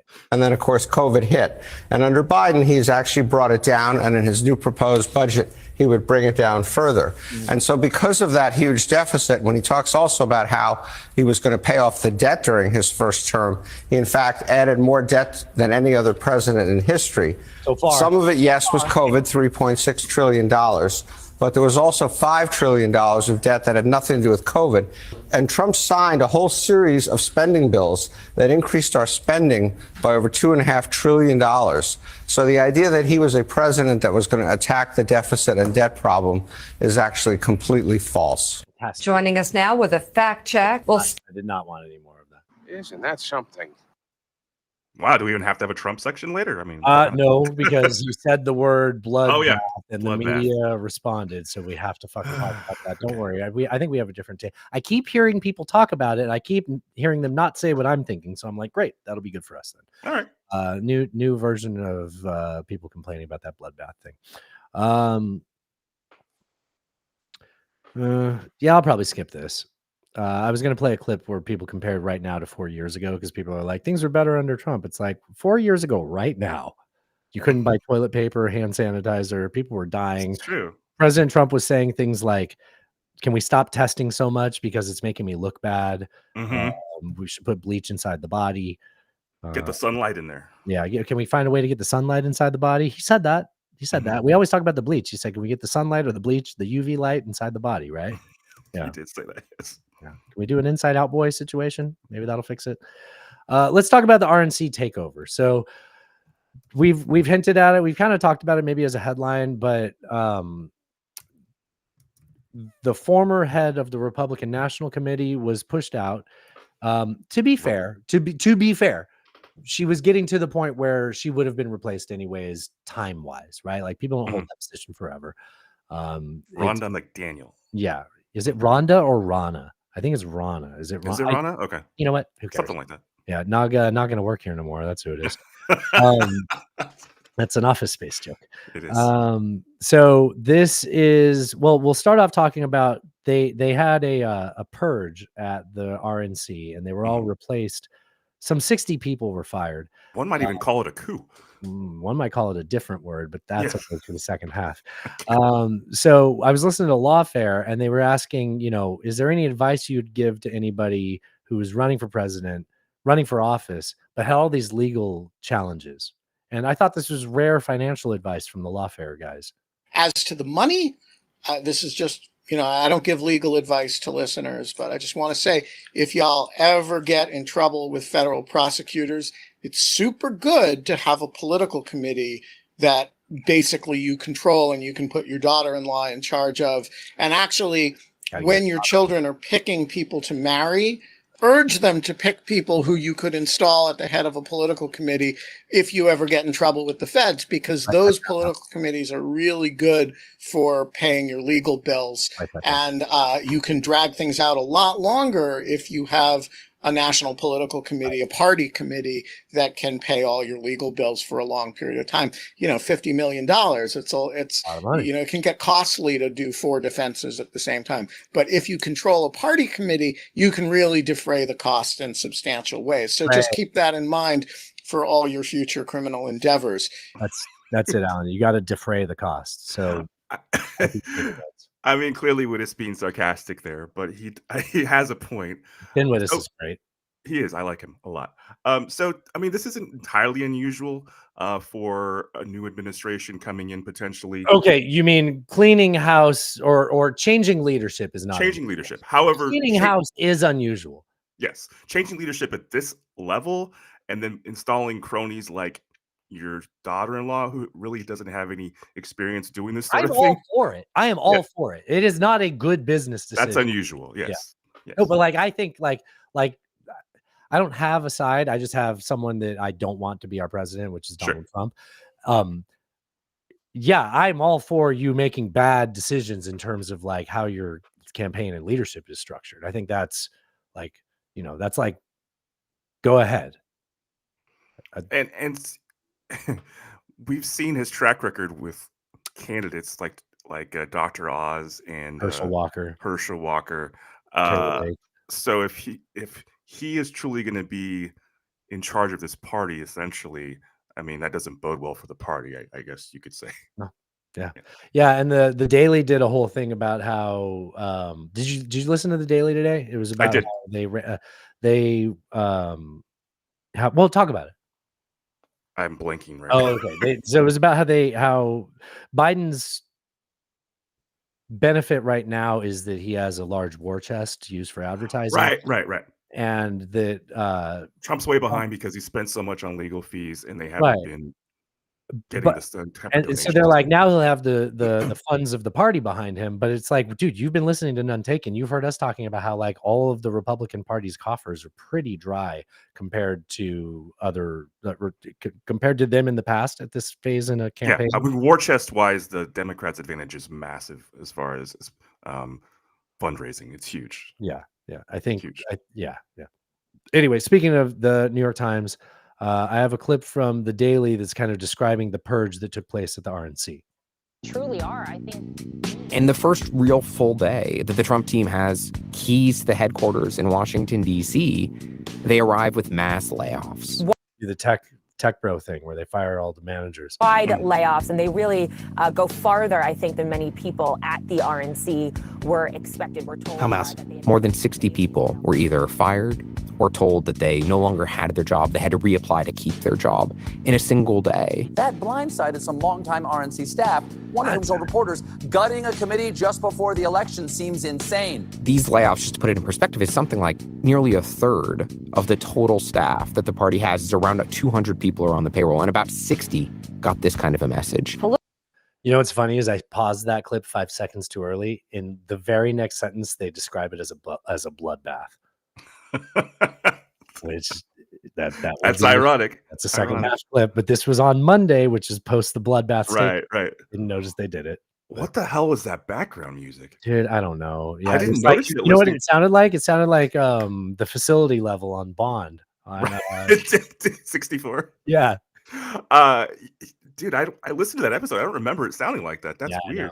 Yeah, that's crazy. That's not the point, though. Yeah, it's not. I know. Like purging committees the year, like 6 months before an election. What was it? 8 months? 8 months. Like, that seems like it's a risky maneuver. It's a risky maneuver. Well, especially and it's his own thing. It's his whole thing is loyalty, right? He's like, I don't care. It might not be good for me strategically, but I would rather have people that are loyal to me and only me than people that are competent and in the middle of a project, basically, right? I was just going to say something similar. Yeah, I mean, purging is one thing if you're going to replace them with people you believe are competent and know what the hell they're doing. But putting in place people who just the loyalty test is the only question or the only box they check, that seems suicidal practically. What was Trump's first scandal in office? Oh, jeez. In office. Fired James Comey. Comey, FBI, right? Why did he fire him? Because he wasn't loyal. Because he wouldn't confronted him sign off to the loyalty test. Essentially, Yes. yes. Yeah. He called him over for a dinner, Mhm. and the dinner consisted of a loyalty test, Mhm. and he wasn't willing wouldn't do to. it. And I don't have anything good to say about James Comey, but like that tells you a lot that that's his entire. I mean, that's not healthy for a democratic society to be led by someone like that, right? It's Like, not healthy for any organization to be led by somebody it like really that. isn't. Yeah. Right. Unorthodox end of half question. Okay. If this is what Trump's doing to his party, because it's the MAGA party now. They fired everybody at the party. They told them they can all reapply, right? It's literally like the tech bro thing where they're like, Yeah. you guys It's an are Elon Musk sort of move here. part of them being rehired is whether they would like not literally sign a loyalty oath, but it might as well be, right? Pretty much, yes. So if this is what Trump's willing to do to his party, isn't it reasonable given the whole Project 47 Mhm. and Project 2025, whatever those two things are, where they have like the outlines of how they want to run the country with all the purges and closing down media and mass deportations and stuff like that, right? If we know that those are the outlines, that the groups that want him to get elected, that are the groups that kind of give him his orders of how to run a country, and we see this is how he treats his party when he gains power, I mean, I don't even feel like I'm saying anything shocking. This is literally what he'll do to the country if he was president. I mean, he's as much as said it. He said he's going to go after his political opponents, people that don't agree with them, Purging purging the bureaucracy. absolutely. Which, like, God, I get why the people that don't like pay a lot of attention to politics, they're like, well, I've been wanting that forever. It's like, right, I know, not like this, like just right, not like this. oh, Not like not to be the meme, but no, not like that. Not like this. No, you cannot do that, Donald. No, you cannot do that, Donald. All right. Well, should we go to lunch? Not like that. Oh, okay. I got a question. Whatever happened to all these bed bugs in Paris? I'm worried about that. Like, don't you remember that being a thing? I just picked one at random. Whatever happened to them? Don't you remember there was bed bugs and then they're gone? That is kind of weird. I'm really worried about disappeared. Like, did we just stop caring? Maybe they found new homes and all that manure they were throwing on the streets. I think Weird Al should make a cover. Bed bugs in Paris. We should make a cover. Call Joel. Joel, you're listening. We'll do a Bed Bugs in Paris cover. That's fucking great. Okay. All right. I'll see you after lunch. All right. Covered in sequence.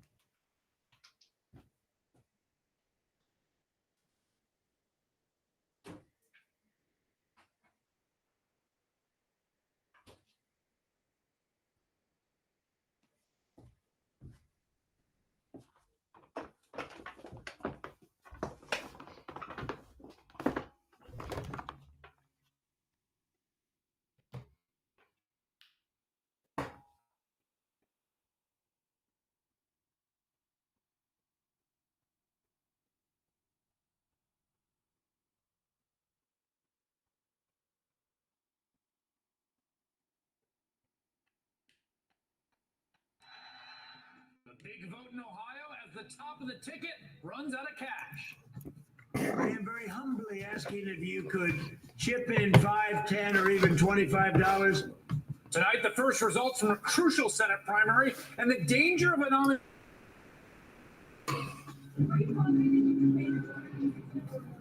They'd like to take the cash away so I can't use it on the campaign.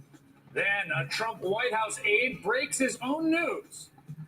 The little story here is Navarro's going to prison today. And as Trump lawyers release their Supreme Court argument for absolute immunity. What is going on? Trump's asking for people to chip in to help his legal defense. What happened to your audio? Why are you? Why would it do that? Did you touch the wire? Did I touch the wire? Oh, you No. turned it up to listen to your TV. Yes, that's what happened. No, we're good. I'm on. I sound fine now? Up a little. It was hot. Okay. Talk. I can't tell. Oh, check. 1 2 1 2. I didn't change any settings. Slightly hot. Okay. I'll back off a little bit. Well, you didn't change anything? No, I turned the TV up so I could hear what was happening for a second, but maybe okay. What was happening? Trump was asking for people to chip in $5 or $10 for his legal defense. Dude, come on. Did you see my question to start the second half? I have a question to start the second half, but I didn't see it. Well, I was, as is a custom, we reload and unload during the half, and sure. I was, you maximum load. You find the ultimate load. Ultimate, yes. You find a fleck inside the bowl and you sort of blast it with piss. It's not a dirty bowl, but No. Natasha, you don't have to skip ahead. That's it. I'm not going to keep talking like that. But it got me thinking. What kind of cleaning products do you use to clean a toilet other than bleach? What's the other chemical? You're not supposed to mix them. Oh, ammonia? Yeah, but is it piss like ammonia? Isn't there ammonia? Is that some like medieval witchcraft bullshit where they're like, what they use to clean the piss bowl with is essence of piss? Doesn't it sound like Merlin came up with this? Like, yeah, that's so funny. Now I'm thinking about leather tanning processes now. I'm like, what's happening? Yes, because of the pot to piss in. Yes, leather tanning. Yes. So it's funny that you had that weird sound coming in from the second half. Honest question. I have this written down. Okay. I know I've said something along these lines in other ways before, but is Donald's financial situation a national security risk? 100%. It seems to sound that way, especially given the news of this week, right? Yeah. Well, I mean, so I don't know if it's begun yet, but he was supposed to be starting to get the presidential daily briefings as a candidate usually does. So they start getting intelligence briefings. So that way, if they do win, they get in office, they're kind of up to speed on what's happening. Right. And yeah, I mean, an average person, a normal person, you or me, wanted to get security clearance to see that kind of classified information. And you owed $500 million. There's no way in hell. Why? Because that puts you at risk, because other entities have leverage over you, whether it be countries or other billionaires or whatever the case might be. You have incentives to do what they want you to do because they just gave you $500 million. I don't want to foreshadow too much, but after a couple of clips, we're going to talk about what his options are financially. And we're going to work through the first three options and leave us with the fourth one, which is not necessarily exactly what Alan's saying. There is a twist that is worth sticking around for. But before we get there, breaking news yesterday. Breaking news yesterday. Got a spinning wheel. It was fucking playing a minute ago. I hate this. It's refreshed. It's X. I blame it on. I blame Elon. Breaking news on one of Donald Trump's legal cases. Trump's lawyers say the former president has been unable to get a bond for the $464 million fraud judgment against him in that civil fraud case. Back with us now, Catherine Christian, former assistant Manhattan. Now, LOL, broke boy shit, right? Like, sounds like somebody is not a fucking multi-billionaire. Ooh. It does seem that way. It's really surprising to me. So what's the gist of what they just said? So a guy who's convicted of lying to insurance companies can't get an insurance company to back his bond for the fine he has to pay about lying to insurance companies. Essentially, wow. yes. Who would have ever seen this as a plot twist? Wow. And what he's been trying to offer them as collateral has been Well, first of largely all, if like when you find out that your red light ticket turns out to be like $450 plus court fees and it's like $700 total, you don't get to be like, can I give you 100? Right? you don't know. But what were you about to say? So he's been attempting to Negotiate using real estate as collateral to get somebody to put up this money. They're like, for no, him. then we'd have to sell that. We don't Yeah. want that. We want cash. I thought you were rich. Right, exactly. And it's not exactly a great time to be in commercial real estate anyways. So and a lot of those assets Plus, are already, once he sells it, he'll just talk about how bad it is and Right. drive down its value. and a lot of those assets are already leveraged. They already have debt. That's another. Oh my God, you're hitting all the points here. Right. So elaborate on that. So he's already has mortgages on a lot of these buildings. So yeah, the building might be worth, hundreds of millions of dollars, but he has a loan out worth for 80% of that. So he's like these old people that are watching TV and they come on and ask you to reverse mortgage the home. Yeah. Yes. He's Yes. been doing that so that he can say he's a billionaire because he has the properties. There's no denying that. Right. But he's leveraged them to live his lifestyle just because if this all works out, it's going to be fine. Right. And it just wing it and it'll be cool. That appears to be You what grab he's your way to attempting the top, right? Right. Exactly. Exactly. So part of what has him strapped for cash is he did put down 90 million, I think, For the E. Jane Carroll case. Right. Right. And he's like, I don't have another 450 million. And he said that he's talked to like 40 insurance companies and they just I heard plus 30. plus 30. Okay. Yeah. And this is after they changed the rules for him. Remember, the initial rules were he's not allowed to use any banks that have offices in New York City. They actually got rid of that provision of the judgment just to be like, fine, if you're having trouble paying us, we'll allow you to use New York banks. No, they were like, the New York banks are like, please don't come on. We were out of this. Why are you bringing us into this? Don't do that. Right. Yeah. And there was a company called Chubb, which is like a huge insurance. What a strange name. It is. It makes me laugh every time I hear it. Well, I'm surprised it doesn't make you think of other things. Like That is a beautiful cock. that's what I think Alan thinks when he hears the word Chubb. But I got other. Want to see my dick? Yeah. Oh, Me and the boys are edging. get your shirts on fungibleuntakens.com for me and the boys. Alan's edging services. Love it. Yeah, I don't know. Oh, he lost his Chubb. That's what happened. It happened. Chubb backed out. Chubb was like, we'll do 94, but 460, that's Too a bit much. much. Yeah. Too much. Yeah. Yeah. Count us out. So, what are his options financially? I have a list of 4 items. They're right here. I don't know if they surprise you. Number 1 on the list would be bankruptcy, right? He's done it before. He has. He Doesn't doesn't like want to, but he can. Does not want to, right? No. He's complained about what's happened to him last time he went through bankruptcy. Unlikely that he will file for bankruptcy. Plus the ego, right? Mm-hmm. He's not just a 90s. It's not a good look. Yeah. Yeah. He's a former president. He can do a fire sale. That one actually could save face a little bit because he could be like, I don't fucking care. I'll get, pennies on the dollar for everything. I mean, the problem with the fire sale is it takes time to come to an agreement. He needs this money by Monday. We haven't said that.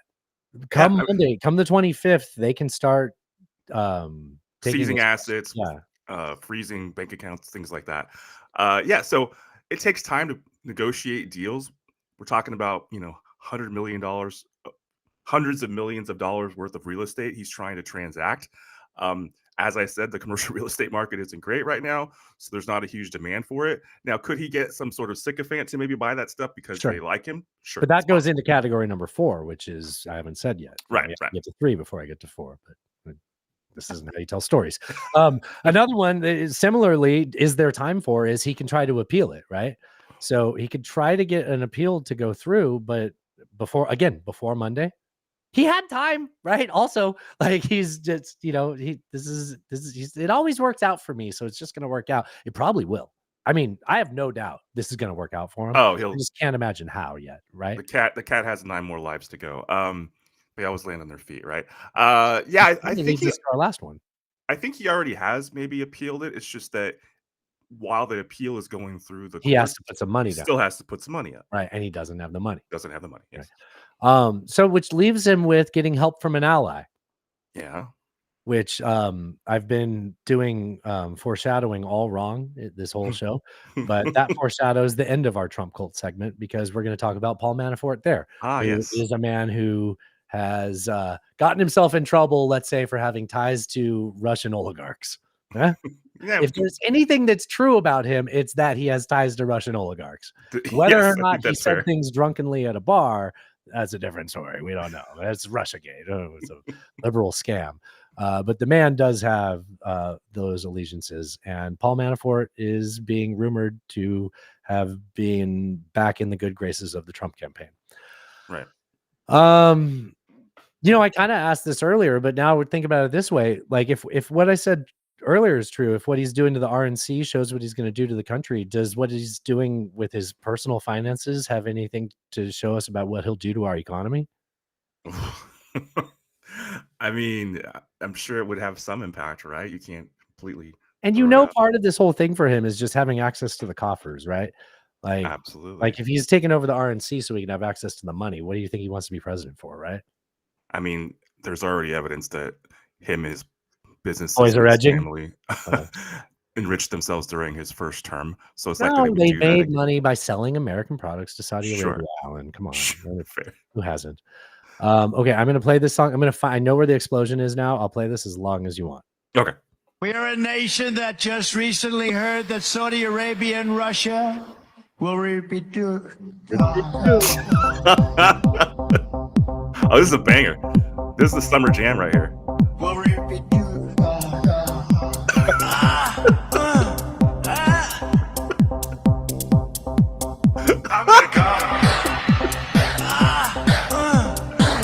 right, blow it up. That's it up.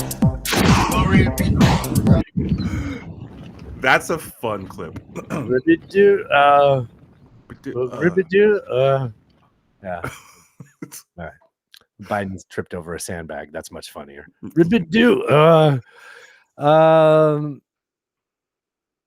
been told that some people don't care for all the Trump clips, so I am trying to not have a bunch of them. Okay. When I have a montage, I'm going to take advantage of the montage. I will have to say this is provided by the Lincoln Project, so it has whimsical music in the background. I don't care for that. We'll see how much of this minute we play. This is okay. So he had a consequential speech over the weekend in Ohio. One might say consequential. One might say, yes. And here's kind of a highlight of his Ohio speech. We'll get a little bit more into the weeds of it on a particular part later, but let's not miss everything. Let's not miss the forest for one tree. Ladies and gentlemen. He opens it up with, this is real announcer voice, not a Lincoln Project announcer voice. He opens it up with he calls them hostages, which are the people that are in jail and prison for January 6th. January 6th insurrection, yeah. Yeah. So he opens it up with them singing the national anthem and calling them hostages. Please rise for the horribly and unfairly treated January 6th hostage. Okay, are you laughing because it's just dumb language? Yes, it's ironic. It is, right? Like, I am not an elitist person, but I feel like I'm coming across one by saying that he's writing this for like the lowest common denominator, right? Well, it sounds like the way he talks, which is but it's someone else saying But it's someone else saying it. It's clearly his like his style. Fairly treated. Yeah. Stitches.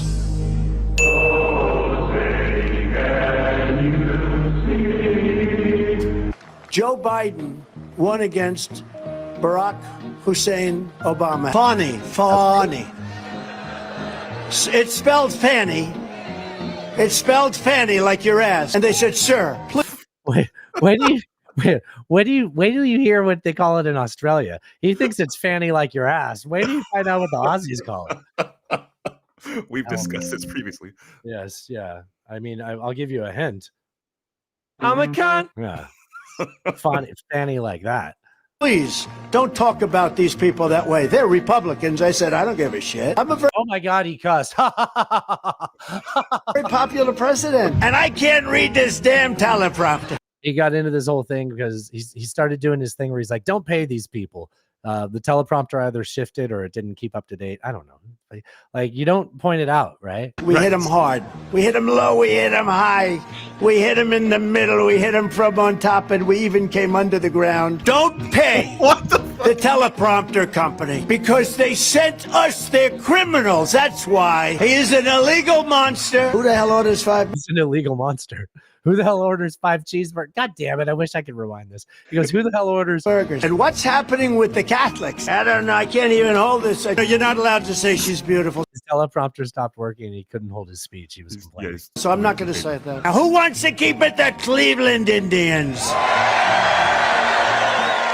You know your bite is poisonous. Your bite is poisonous. He messed up bite and said, Boyd.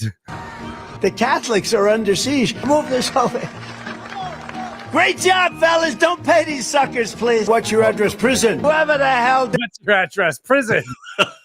did that son of a gun? Maganomics. So Trump's a horrible human being. Trump made a speech that wasn't so good. Trump's been right about everything because you are being persecuted. Now I'm being persecuted, I think, more than anybody, but who the hell knows? Now, if I don't get elected, it's going to be a bloodbath. All right. We get to the bloodbath later, Alan. We get to the bloodbath later. All right. That's enough of that. Yeah, I think I had some notes about playing that Fanny clip, but we don't have to play that anymore. Okay. I love how he says, I don't give a shit. And then he's like, we hit him from the front. We hit him we came underground. Guess what? We hit him low. We hit him high. We hit him middle. I don't know if you watched it because I watched this. He was clearly talking about DeSantis. So they're like, my advisors tell me, why don't talk bad about other Republicans. I don't give a shit. We hit him hard. We hit him high. We hit him low. We came underground. And it was just like, okay, you're hit him from the top. Yeah, just weird. And he goes, we treated him like ISIS, like we did ISIS. Like it just comes to him, and he's like, another thing that I was great at, which not bad with ISIS. All right. This is the clip that has caused quite the stirring in the media, and I feel like a couple different blogospheres, I guess we'll call it. The reactionaries and comment dudes kind of came out on this and caped for who they felt it was necessary caping for, and I'm still kind of amazed by it. I want to play this for you. Here is the Biden-Harris HQ version of it, which is the so-called liberal media way of spreading this, which was Trump in isolation says, if you don't elect me in 2024, it's going to be a bloodbath. Here. Now, if I don't get elected, it's going to be a bloodbath for the whole. That's going to be the least of it. It's going to be a bloodbath for the country. That'll be the least of it. Now, I'm going to forget it, so I'm just going to interrupt here. When people that have been sympathetic towards Trump have been like, he said for the country, so obviously he didn't mean it's going to be like a bloodbath. Obviously he said for the country. That's different. I don't want to get into the whole thing about this. I think we've got a lot more to say about this before we get into it, but I just feel like the hair splitting of saying for the country, those words just changes everything. I will say, do you want to say it? So what was the response to that clip being shared in isolation? Yeah, he was calling for violence. Yeah, that was the response by the left, that he was calling for violence, right? And then very quickly people were like, no, that was in the context of the auto industry. Economics, yes. And he was talking about, and we'll play the full clip in a second. Okay. He was talking about how cars in China are being made in Mexico and there'll be a tariff. And if he's elected, he'll make sure all that happens. But if he doesn't get elected, there will be a bloodbath. Essentially, he was appealing to the industrial complex, saying that I'm going to support the auto workers domestically and make that, and the left jumped on the fact that he had violent language, and they took advantage of him saying that in that context and shared it, which I'm sympathetic to that being the way people look at this. And honestly, to a large extent, I actually do agree with that. That was isolated and made into salacious headlines.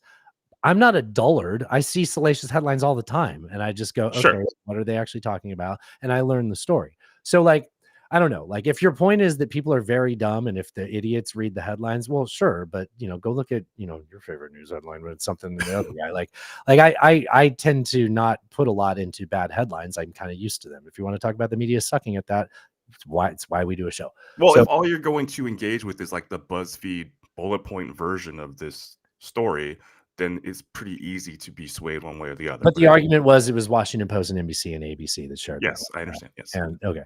All right. But okay. So What's the phrase that people always say? Like, don't take him seriously, don't take him literally, right? Mhm. Like his fans will bend over backward to fit his unhinged statements into some context that's okay for a president to talk like. Right. And they'll say things like, mean tweets don't matter. Right. The economy was Yeah, great. which is like we agree to. It's like, yeah, I don't really care about the mean tweets. I prefer to not have them. Given the choice of everything being the same about both candidates, and one has mean tweets, I will actually not pick the guy with the mean tweets because I would also not like to have that, but it's not a decision maker on me, Right. Yeah. But like so what does this take him seriously, not literally mean? Take him literally when he says dictator on day one only? But not figuratively, like when he says that he'd encourage Russia to invade NATO countries, right? Yeah, you're playing both sides of the ball there. Right. Or maybe they mean not ironically, like when he says make Mexico pay for a wall. Or not ignorantly, like when he wanted to nuke a hurricane, but naively, like when he suggested we inject ourselves with bleach. But also despotically, like when he said he'll deport people that are trying to become citizens, and authoritarianly when he says that he'd round up journalists and news agencies. But I think in this case, his fans really should celebrate this one because those silly leftists, they isolated one part of one claim that he said, and silly them for, putting that in. I mean, their whole point on the right in response to this, which I really think this has gotten blown out of proportion. I really do. I think that the left made too big of a deal about it because I didn't see that and be like, wow, Trump's saying that there's going to be blood in the streets when this happened. It didn't make my jaw drop, and they took advantage of that. But I don't think that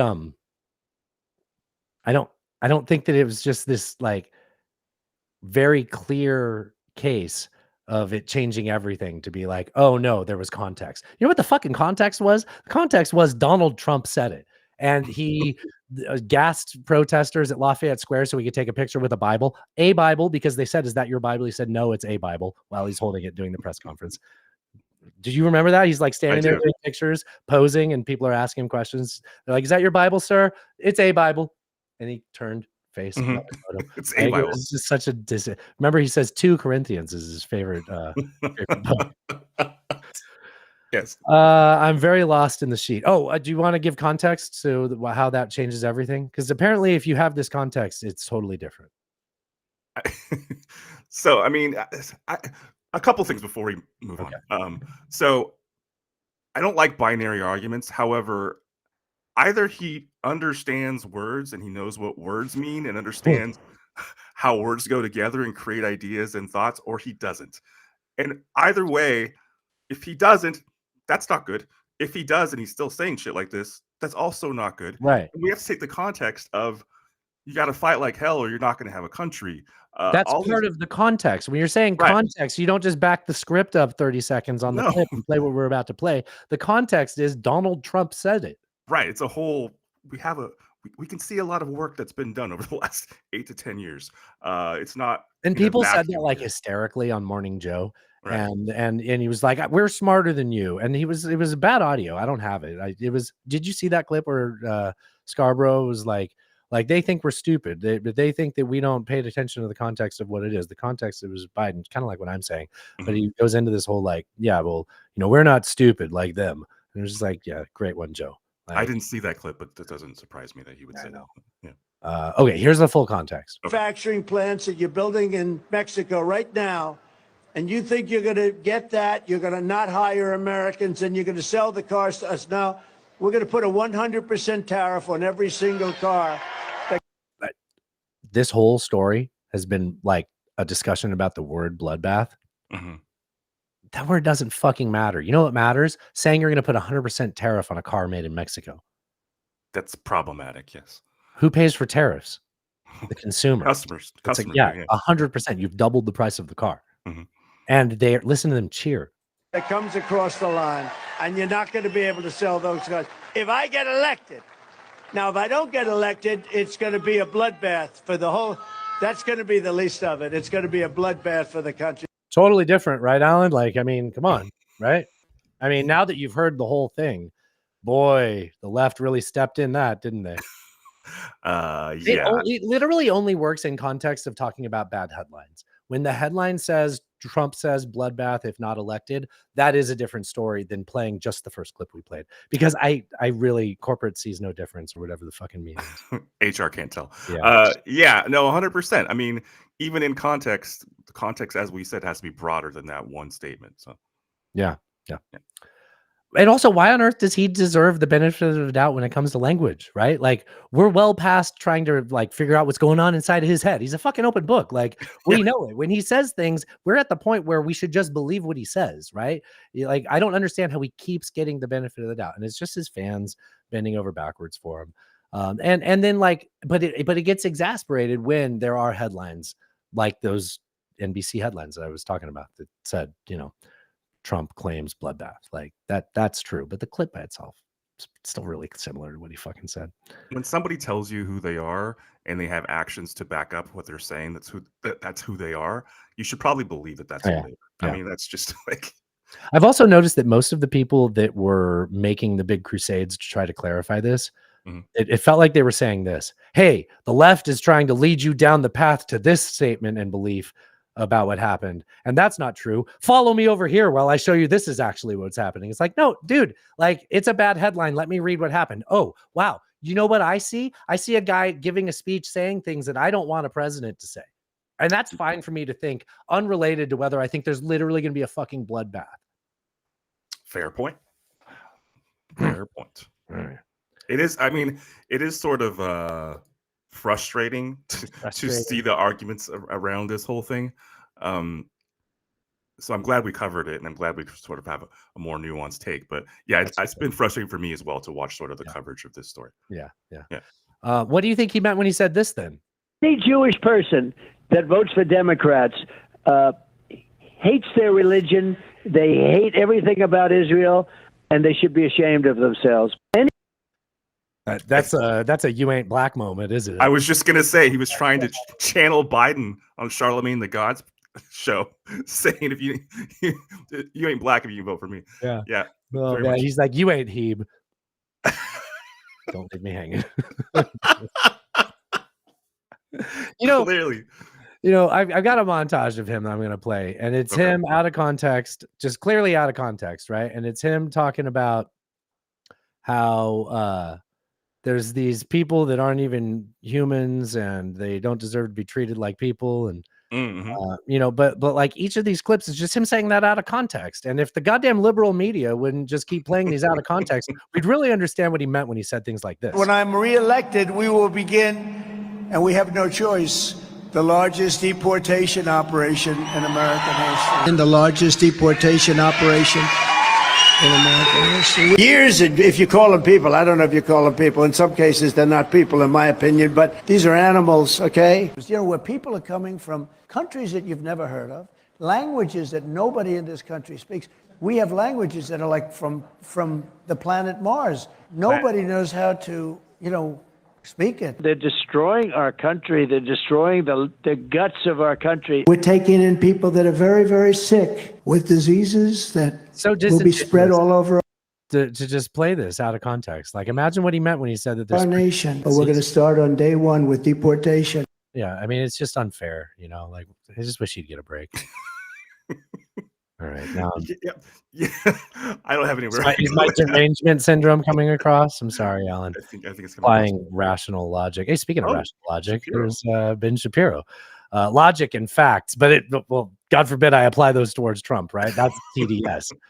Could you imagine somebody like Ben Shapiro attacking Trump? That's like classical TDS, right? Sure. Like that's like, oh, you're really obsessed with. You're really, yes. Yeah, okay, I should drop it. Okay, so this is Ben Shapiro. We're moving on to the best of the right. Ben Shapiro wants to take away your Medicaid, or people shouldn't be retiring at 65. And let's be real about this. It's insane that we haven't raised the retirement age in the United States. It's totally crazy. Joe Biden, if that were the case, Joe Biden should not be running for president. Hey, Joe Biden is 81 years old. The retirement age in the United States at which you start to receive Social Security and you are eligible for Medicare is 65. Oh, now do Trump. Joe Biden has technically been eligible for Social Security and Medicare for 16 years. I'm not playing this fast. This is him talking. And he wants to continue in office until he is 86, which is 19 years past when he would be eligible for retirement. everything you just said about Trump would be true. Just subtract 4 from those numbers. Yes. No one in the United States should be retiring at 65 years old. Frankly, I think retirement itself is a stupid idea unless you have some sort of health problem.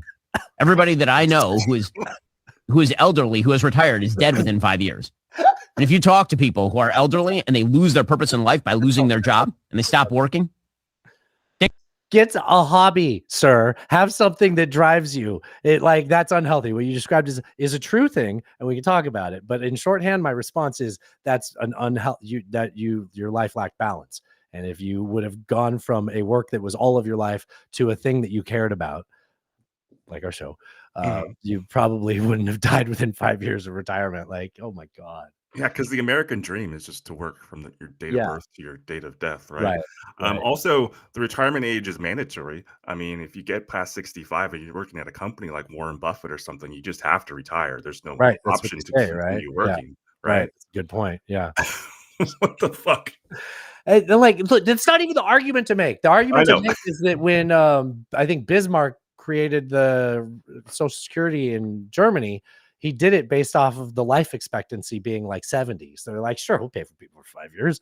Like that's the fucking argument to make, that people are outliving the retirement age. Don't say, oh, well, you die after you retire, and there's an idea of retirement stupid. Like, and president's this much age. Like, how are you even making an old president joke when there's Donald Trump? Yeah, it's ridiculous. Oh, I jumped into the best of the right too soon. I have one more thing about Paul Manafort. I wanted to play this. Since Paul Manafort is being brought into the Republican Party again, it's an opportunity to dust off this old gem from 2016. So to be clear, Mr. Trump has no financial relationships with any Russian oligarchs. That's what he said. That's what I said. That's obviously what our position is. Yep, that's very clear, Paul. I understand. Do you want to hear it again? Yes. So to be clear, Mr. Trump has no financial relationships with any Russian oligarchs. Right, Paul? That's what he said. That's what I said. That's obviously what our position is. Quite convincing. The whole time he's saying it, he's looking down and blinking slowly. That's what we said. So close your eyes, look down. All right. A couple more best of the right clips. Donald Trump's former vice president, Michael Pence, he didn't want to leave people hanging as to who he would vote for president. Alan, you didn't want to leave people hanging. It's a hang Mike Pence joke. Sorry. Endorsing I get it. your former president. You were on the ticket with him last time around. Well, Martha, I appreciate the question. And it should come as no surprise that I will not be endorsing Donald Trump this year. Will you be endorsed? That's the first time in I don't even know how long that vice president hasn't endorsed the president. Nixon. I'm not sure. It didn't really. I can't remember it ever happening. Yeah, the guy that got him there always backs up their dude if they're not on the ticket the next year. It's yeah. He says he appreciated the question. I don't know if I believe him. That was nearly a Manafort response to Trump's. It really was. He was looking down a lot. That's a good point. Let's do a couple other guys on the right that had some funny sounds this last week or so. This is it Joe Kennedy or John Kennedy? It's a Republican from Louisiana. He's the guy that says when it's Joe Kennedy. I think so. Okay. What does yada, yada, yada mean? I'm not familiar with the term, Senator. Very uncool. Yeah, it's very uncool. If I feel like the peak of yada yada yada was Seinfeld. I was gonna say, yeah. Maybe that was 1998. This season, it was a later season. Oh, 98 was the last year. So I feel like it was 95 or 96. There was the yada yada episode. Yada yada, yeah. So that's the 20. That's a lot of years ago, almost 3 decades years ago. Yeah, it's quite a while ago. 30 years ago. Can we agree that what you do, not what you say, what you do is what you believe, and everything else is just cottage cheese? Is this Kamala Harris? I don't know. Yes, Senator. You agree with that? What does yada? That guy just said yes to move on, right? He's like, you asked me what yada yada means. I told you I didn't know. And then you said, can you agree that what you do is what you mean? The rest is cottage cheese. And he goes, yes, Senator. What do I say? Yes, Daddy. Like, what do I have to say to not be in this? Please take the nipple clamps off. Like, what is fucking happening here? Like, I would have pulled out the Mitch Hedberg joke. Do you remember the cottage cheese Hedberg joke? No. He's like, it has me interested in other sort of dwellings of cheese, like apartment cheese. Just in trying like mansion cheese. Foreskin cheese. No? Oh no. No, I've ruined it. It's not a dwelling. Did I make it gross? You made it gross, dude. Don't write that down as a show title, right? No, because you don't want the show image. You don't want to. No, we gotta maintain our image. What is no? I mean just the cover. That's what I meant. What's this clip? What are my notes? I made it full screen by accident. The segment of Fox Christianity is brought to you by. This segment of Fox Christian Broadcasting is brought to you by a prayer app. This is Is that the one where your son can make sure you're not watching porn and you can make sure he's not watching porn? Is that one? That's a chastity app. Alex. Oh, It's okay. different. Yeah, it's different, but Similar. Yeah, I can see how you get them confused. Yeah. We have more Fox and Friends coming up, but you know what? Not just some This is a random show. transition. Fucking Fox and Friends. Like, Yeah, this is the premier morning show. Yeah. You know what? This is a transition for transitions if you've ever had one. So Fox and Friends. This is very Fox and Friends. So ready your heart. It's the 5th Sunday of Lent, and our prayer series. I don't think they even like this. They're like seem uncomfortable. He stumbled into it, and she's like a company guy. She's like, "Hey, this is very Fox and Friends." So Fox and Friends. This is very Even Fox look at his and Friends. hands. So Oh my God, you're right. Oh my God, it's like so when you're taking a picture, uncomfortable. you don't know what to do with your hands. Yeah. So Fox and Friends. this is very Fox and Friends. So ready your heart.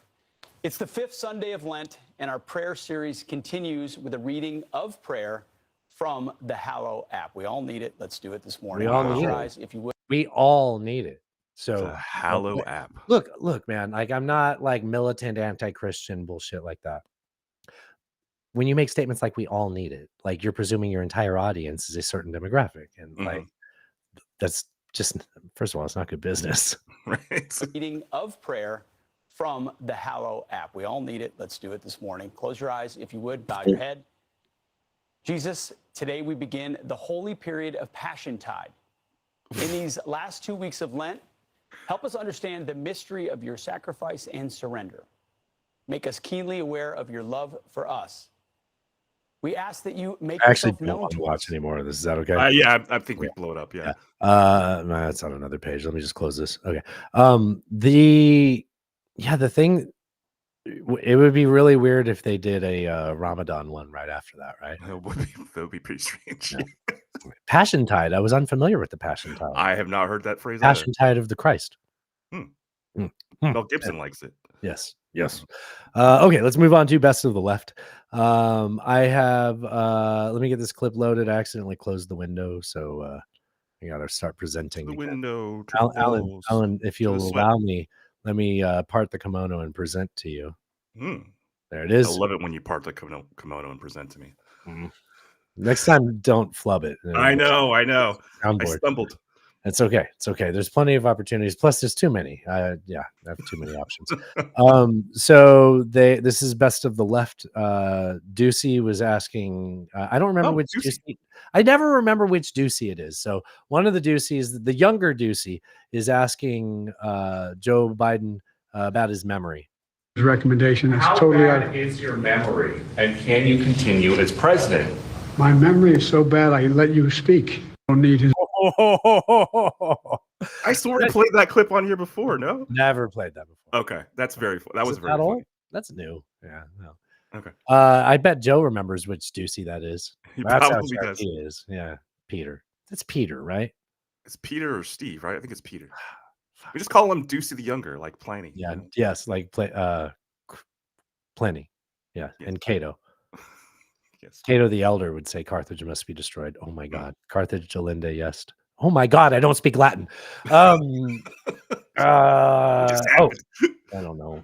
Speaking of ancient history, they asked Hillary Clinton what Bible character she most identifies with, something like that. And her answer may surprise you. For those that haven't heard, there's a new book coming out detailing how Hillary Clinton's faith has impacted her politics. When she was asked about her favorite biblical character, she cited King David as a man of action. She said she was especially inspired. What kind of action? Oh, wait, especially inspired by the story where he was looking down from his kingdom onto the apartment tops and saw Bathsheba cleaning out her period, right? And went down. We right? covered this recently. Yes. had a man killed to cover up his own wrongdoings. Oh, it is the same story. Well, he kind of jumped ahead. He told about the end of the story. Right. So the whole story of Bathsheba is David sees this woman, becomes lustful for her, and then kills her husband by sending him off to the war. And Uriah, I think her husband's name was Uriah. Sounds right. Friend of the show, Uriah. Who I'm sure well, actually, he doesn't know that story well. They didn't actually read stuff. That's true. Yeah, that's true. He was in 3 cults. Mhm. Anyway, and then he did bad things to Bathsheba. Also, he was like told that he would suffer for the consequences of that, and they like really don't cover that the way you would expect that lesson to be learned when you read. Yeah, it's one of those plot lines that doesn't actually get worked out in the in the narrative of the story. Samuel's a weird book. It's clearly written by people that hate the people of authority, but somehow it got through. Yes, that's actually. They're like, Saul, so wise, so wise. Oh my God, so smart. And his son, David, so just the most just man ever. You know, we have one story in the middle where he does what we just said a minute ago, but also he kills a giant and then becomes an enslaver. Well, I guess that was Solomon. That was, yeah. Okay. But anyways, Samuel's a fun book. Okay. So Hillary says she identifies with King David. For those that haven't heard, that was the whole clip. Okay, well, pretend like the last thing you heard was me talking then. Do you have anything to add to that? No, I hadn't actually hadn't heard that story. Wow. Does it surprise you? Like, who would you have thought she would have picked? Oh, there's so many other, like, a strong woman, right? Or, Mary, yes. I mean, I think we said Ruth earlier. Yeah, who else? I don't know. What's going down? What's going on here? See this? What is that? I don't know. I'm intrigued. Let's find out. Oh, it's just a picture. Well, I wish I didn't do that. Now that's the Patreon people. Can see This is not an attempt to ban TikTok. It's an attempt to make TikTok better. Tic-tac-toe. A winner. A winner. This is not. You didn't see this? No. Oh my God. So this is Nancy Pelosi during the TikTok ban hearings. Not an attempt to ban TikTok. It's an attempt to make TikTok better. Tic-tac-toe. A winner. A winner. And she does the gesture like she just won tic-tac-toe by making a diagonal line. I'm so upset right now. I'm trying to stop this. Say that again, Alan. She does the gesture where she makes like a diagonal line in the air, like she just won tic-tac-toe by having 3 in a row. Did you say won? You know, it's so tired of you saying wrong. She completed the puzzle. She won it. Yes, Alan. Won. I get feisty late into the show. I don't know why. It's fun. So that tic-tac-toe, a winner, that has some strong energy that reminded me of another clip. Well, it didn't remind me. Cody gets credit. Cody sent this in and said, dude, that's the same thing as this. I don't know who created Pokemon Go, but I'm trying to figure out how we get them to have Pokemon go to the polls. Wow. Oh, I forgot about this clip. Strong Pokemon go to the polls energy. Wow. Right? Wasn't it the same? I remember this now. I'd forgotten completely about Isn't that the same as this? Winner. Pretty close. This is not an attempt to ban TikTok. It's an attempt to make TikTok better. Tic-tac-toe. A winner. the language, the body language, right? That's what you were saying. The diagonal line. Yes. Tic-tac-toe. A winner. It's similar in that it's old people talking about a platform they don't understand and trying to be cool. Some time's gone by since we talked about it last week. Has your opinion on what's going on with that changed at all much? TikTok? Yeah. Not really. I don't think so. I think I'm pretty much the same place I was. I've heard a lot of, like, I listened to Hunk talk about it, and I know it's comedians talking about it, so it's not like who you should necessarily go to for your like geopolitical insight. Sure. But I was disappointed that everybody. But the thing is, like, comedians kind of have like a pulse on what people's thinking is, so they can make humor happen across whatever, right? A So wide audience. yeah.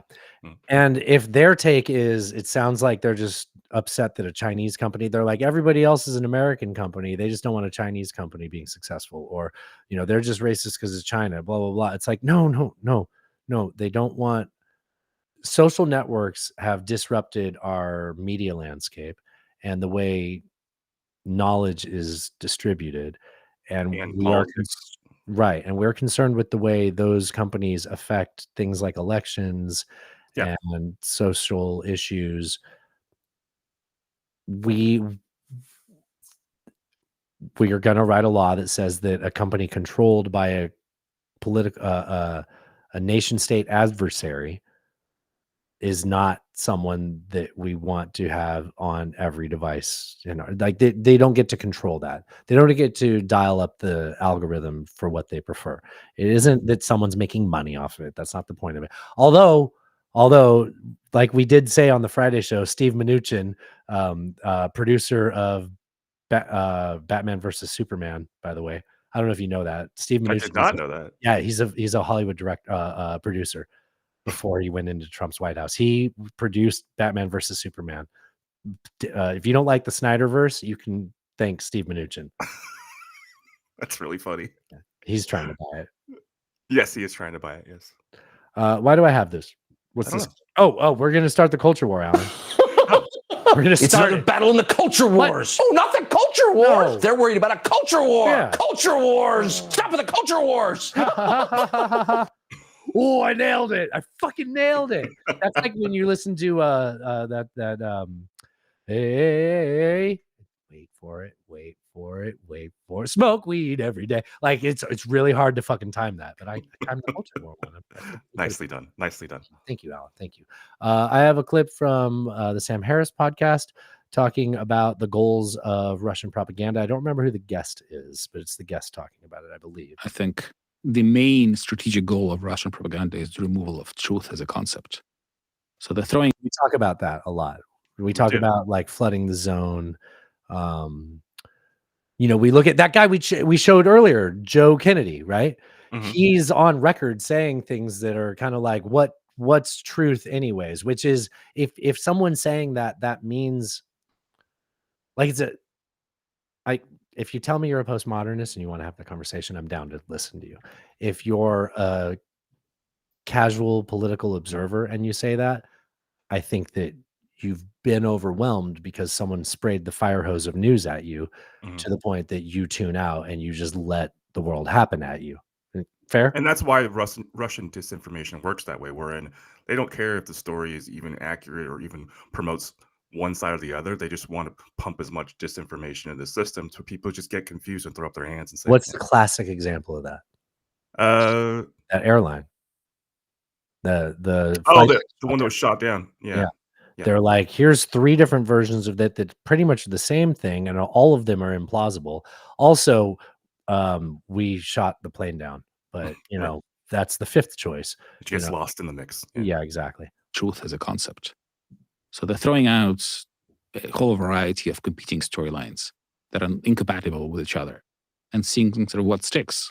But the ultimate overarching goal is to foster cynicism and make people believe that, there's no right and wrong and there is no true or untrue. Mm-hmm. Alternative facts. Yeah, exactly. And we see that I mean, it's taken hold in our political discourse, right? It's overwhelming to pay attention to the news. It very much is. That's why you listen to None Taken. We make it fun. This feels like something to try out without telling the criminals first, is my notes. So here's a novel thought in crime fighting. Maybe you don't tell them. Rick, what was the big takeaway today? Yeah, Susan, residents of the city will see a major change in the way police respond. They will no longer respond to calls that aren't considered in-progress emergency. That means calls like criminal mischief, theft, harassment, and most burglary alarms will all be handled by an enhanced telephone reporting unit. That means residents will file a police report over the phone. Officers will not respond unless it's an emergency. Also, between the hours of 3 a.m. and 7 a.m., there will be no officers at any of the 6 stations throughout the city. Call boxes that link directly to 911 have been installed for people to use in case of an emergency. And during the overnight shift, there will be as few as 20 officers to cover the entire city. The chief said today the data supports that. I can understand if you think the data supports that. And if this is a strategy to properly allocate payroll and have the most effective crime fighting force out on the streets at the time that gives you the best bang for the taxpayer's buck. And if nothing's happening at night and you only need 20 cops and nobody manning the stations, if that makes sense, by all means, try it. Don't fucking tell the news, because they're going to tell it to the people that watch the news that might be crime creating individuals or whatever the proper term is. Yeah, I can understand that argument. The one thing I would say is that they are a public agency. They do have to be, or they should be, relatively transparent with the That's public. a good point. You probably shouldn't just wing whatever you want. And not public. Right. And if you're going to put that in a report somewhere, some journalist is going to pick it up and be like, hey, what did we find? And that's the proper role of media, to be like, hey, the cops are trying to literally not be here. Right. Yeah. I think that's a bad idea, honestly. I feel like that's not a good it's not ideal. I don't like what they thought of doing. Yeah, fair. I have a clip of we're in the culture wars, right? This is Tucker and race. Oh, Tucker. What could possibly go wrong? And I grew up in a world where overt expressions of that were not acceptable. You weren't allowed to generalize on the basis of race because the assumption was each person is an individual. I don't understand when it became okay to generalize about racial groups. All right, so he's talking about he's talking about like democratic policies and things like that try to create equity by favoring people that are in demographics that have been underrepresented, right? Yeah, just how he's got to be like this is an old clip. Okay. Yeah. I'm just saying when he grew up, it's not like there wasn't any generalized racism. I don't think that's an accurate statement, but okay.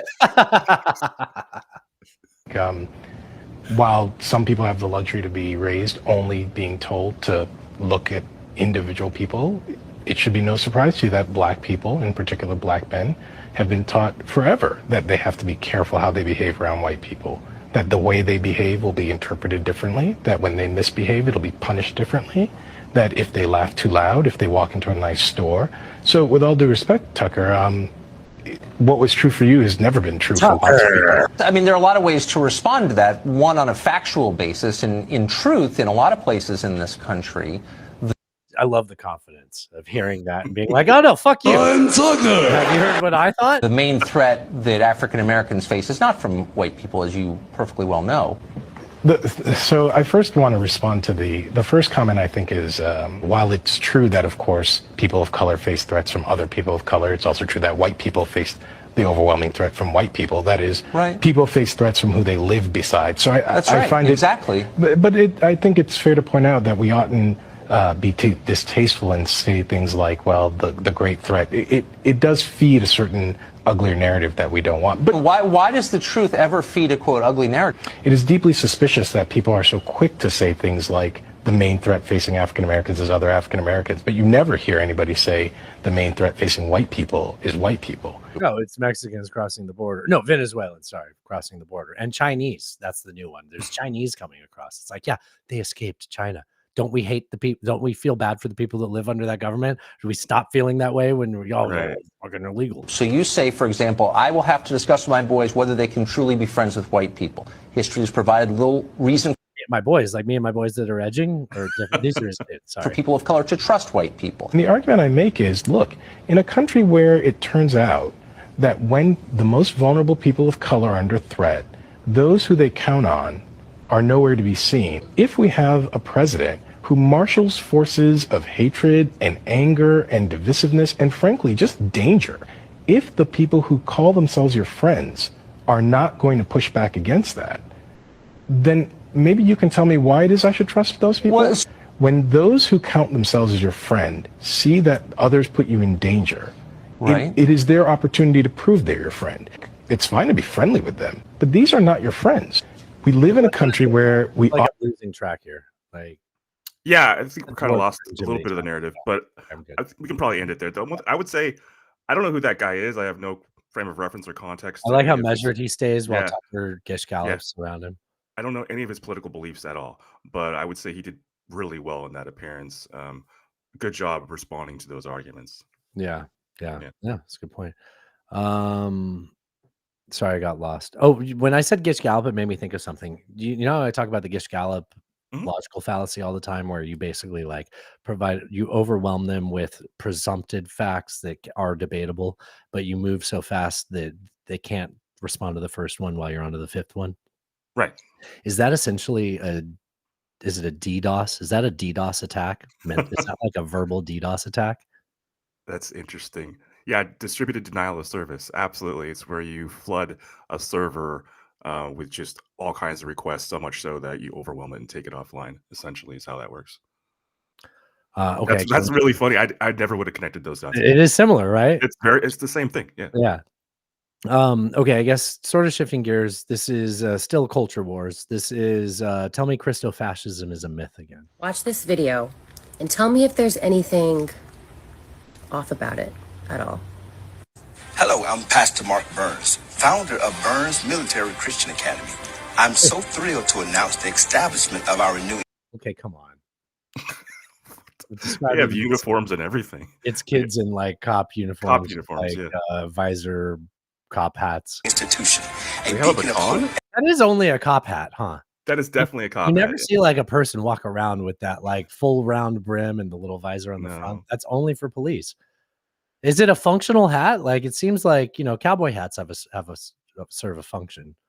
I think it's just functional visually. It's like it's the officers in the Empire in Star Wars. You know, they wear that similar hat. You know, or a visual impact, or a stovepipe hat. What's that? Ah, called? yes. What's that Abraham Lincoln hat called? Yeah, stovepipe. Okay. An opportunity for our children, designed to combat the growing influence. Dude, look at the uniforms of the adults, though. Oh my god, that's clear. That's like the imperial officers. Yes, right.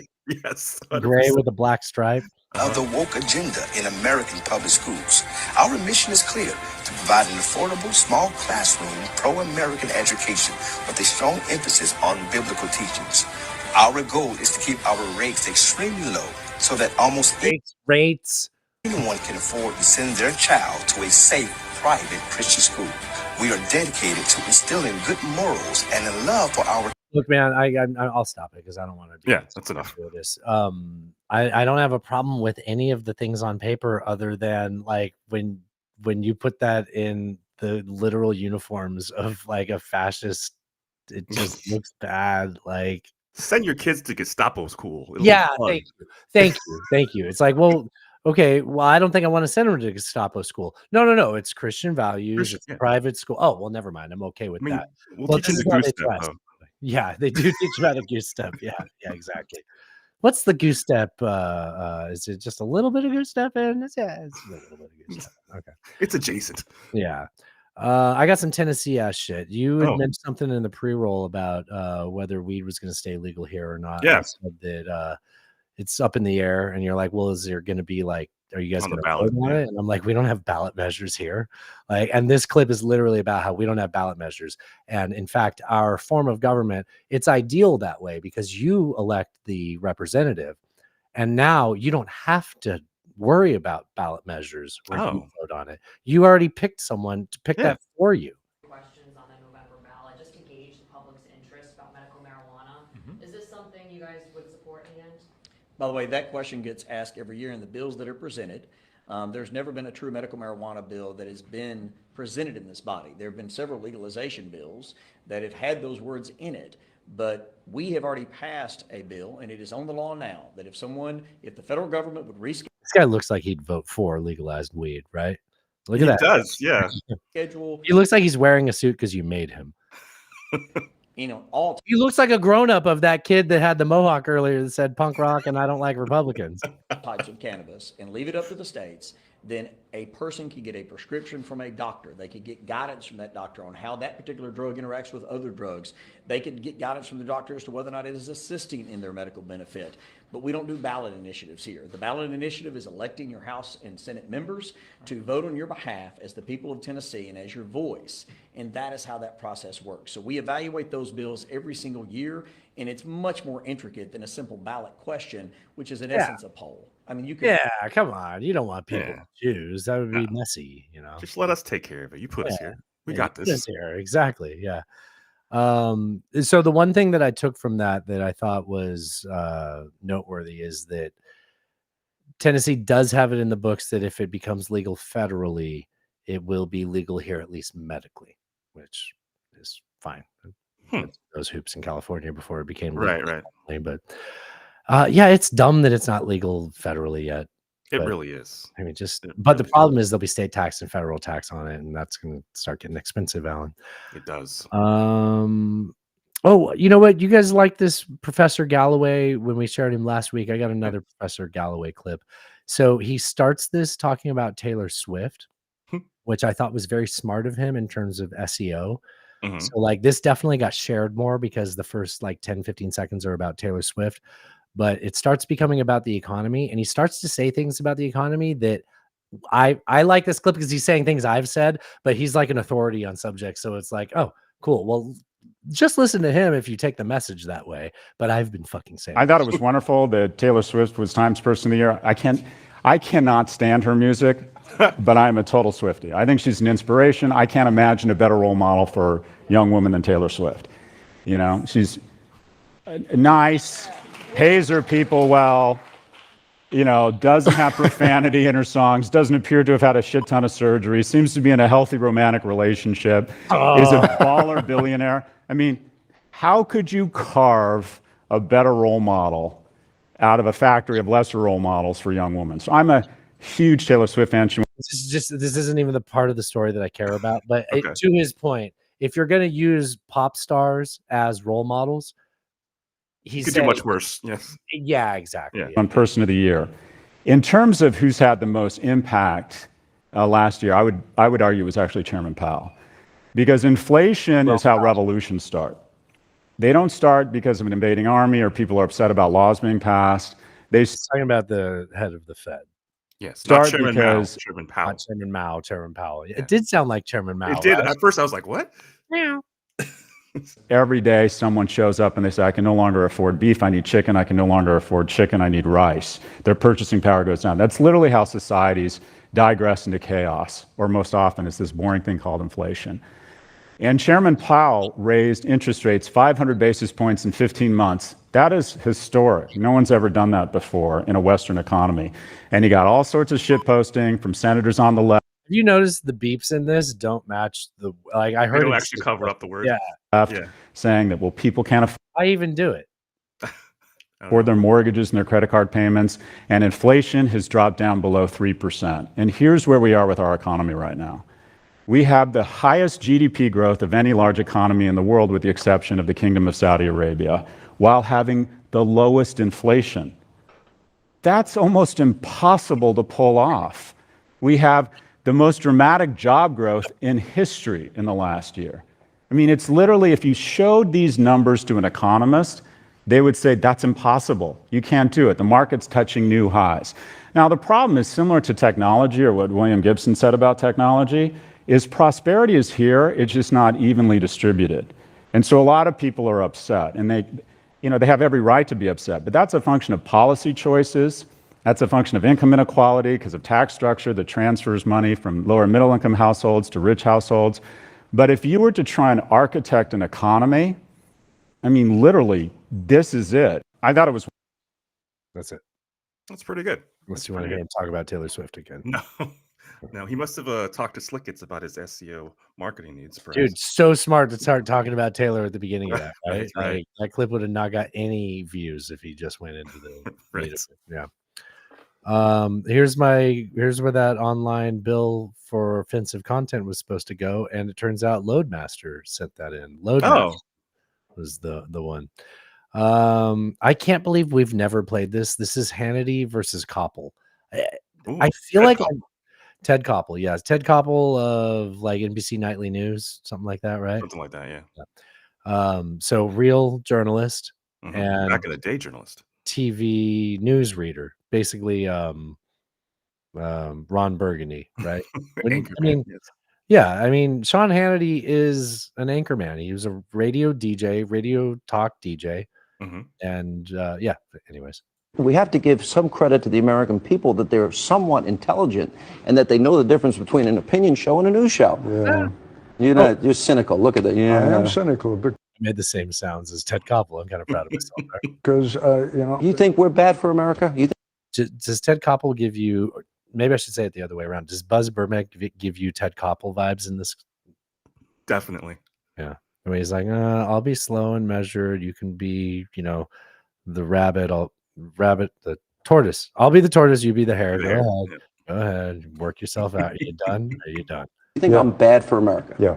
You do? In the long haul, I think you Really? and all these opinion That's shows. sad, Ted. No, you know why? That's sad. Because you're very good at what you do, and because you have attracted a significantly You more are selling the influential. American let me people finish the short. Let me finish the sentence I'm before listening. you do that. With all due respect. Yes, Take you the have attracted people who are determined that ideology is more important than facts. We have to give some That was beautifully said. Ideology more important than facts. I mean, that's 100%. That's the struggle right now, right? Like Yeah, that's the struggle that we're all facing, right? That's why we insist on doing some nuanced news headline roundup show and clip show and breaking it apart. Sledgehammer to the echo chamber. Right? Thanks, Like, Loadmaster. That was a great clip. oh yeah. Oh, thanks. Turns out that's the clip of the show. That's the end of the show. Show's done. All right. I'm supposed to ask you a question at this phase. I think you know what? This is appropriate since I'm not driving. I'll say this. I've been meaning to ask this for a while. If you're not supposed to drink and drive, right?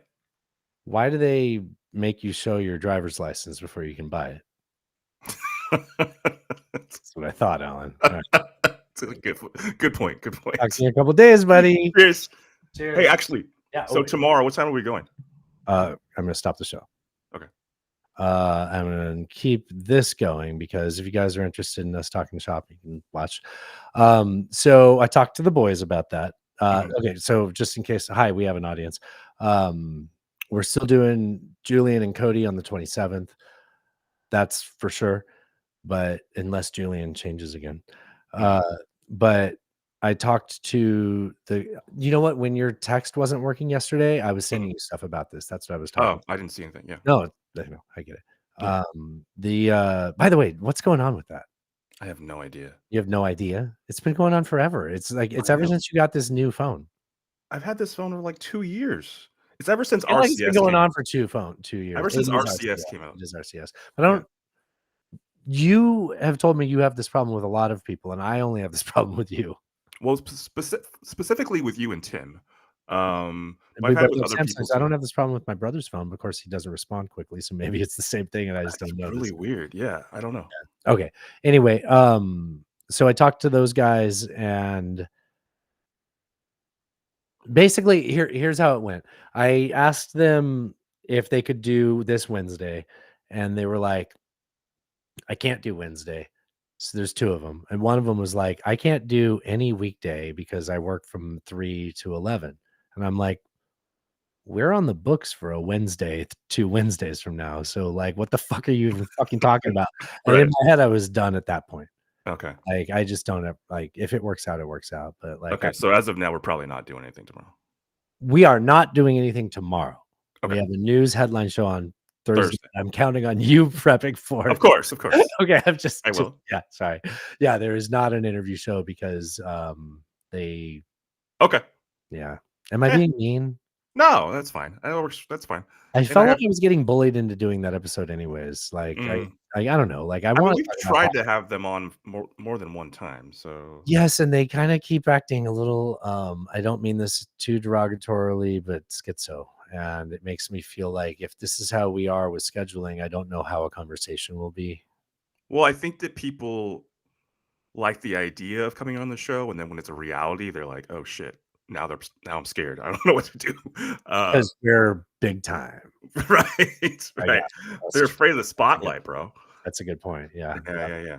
These two shining media personalities out here. Right. Yes. We're All right. intimidating. All right. All right, man. I'm I'll see you really guys. hungry, and Natasha's been cooking. I smell it through the vent. Talk Nice. to you in a couple of All days. right, enjoy. Cheers.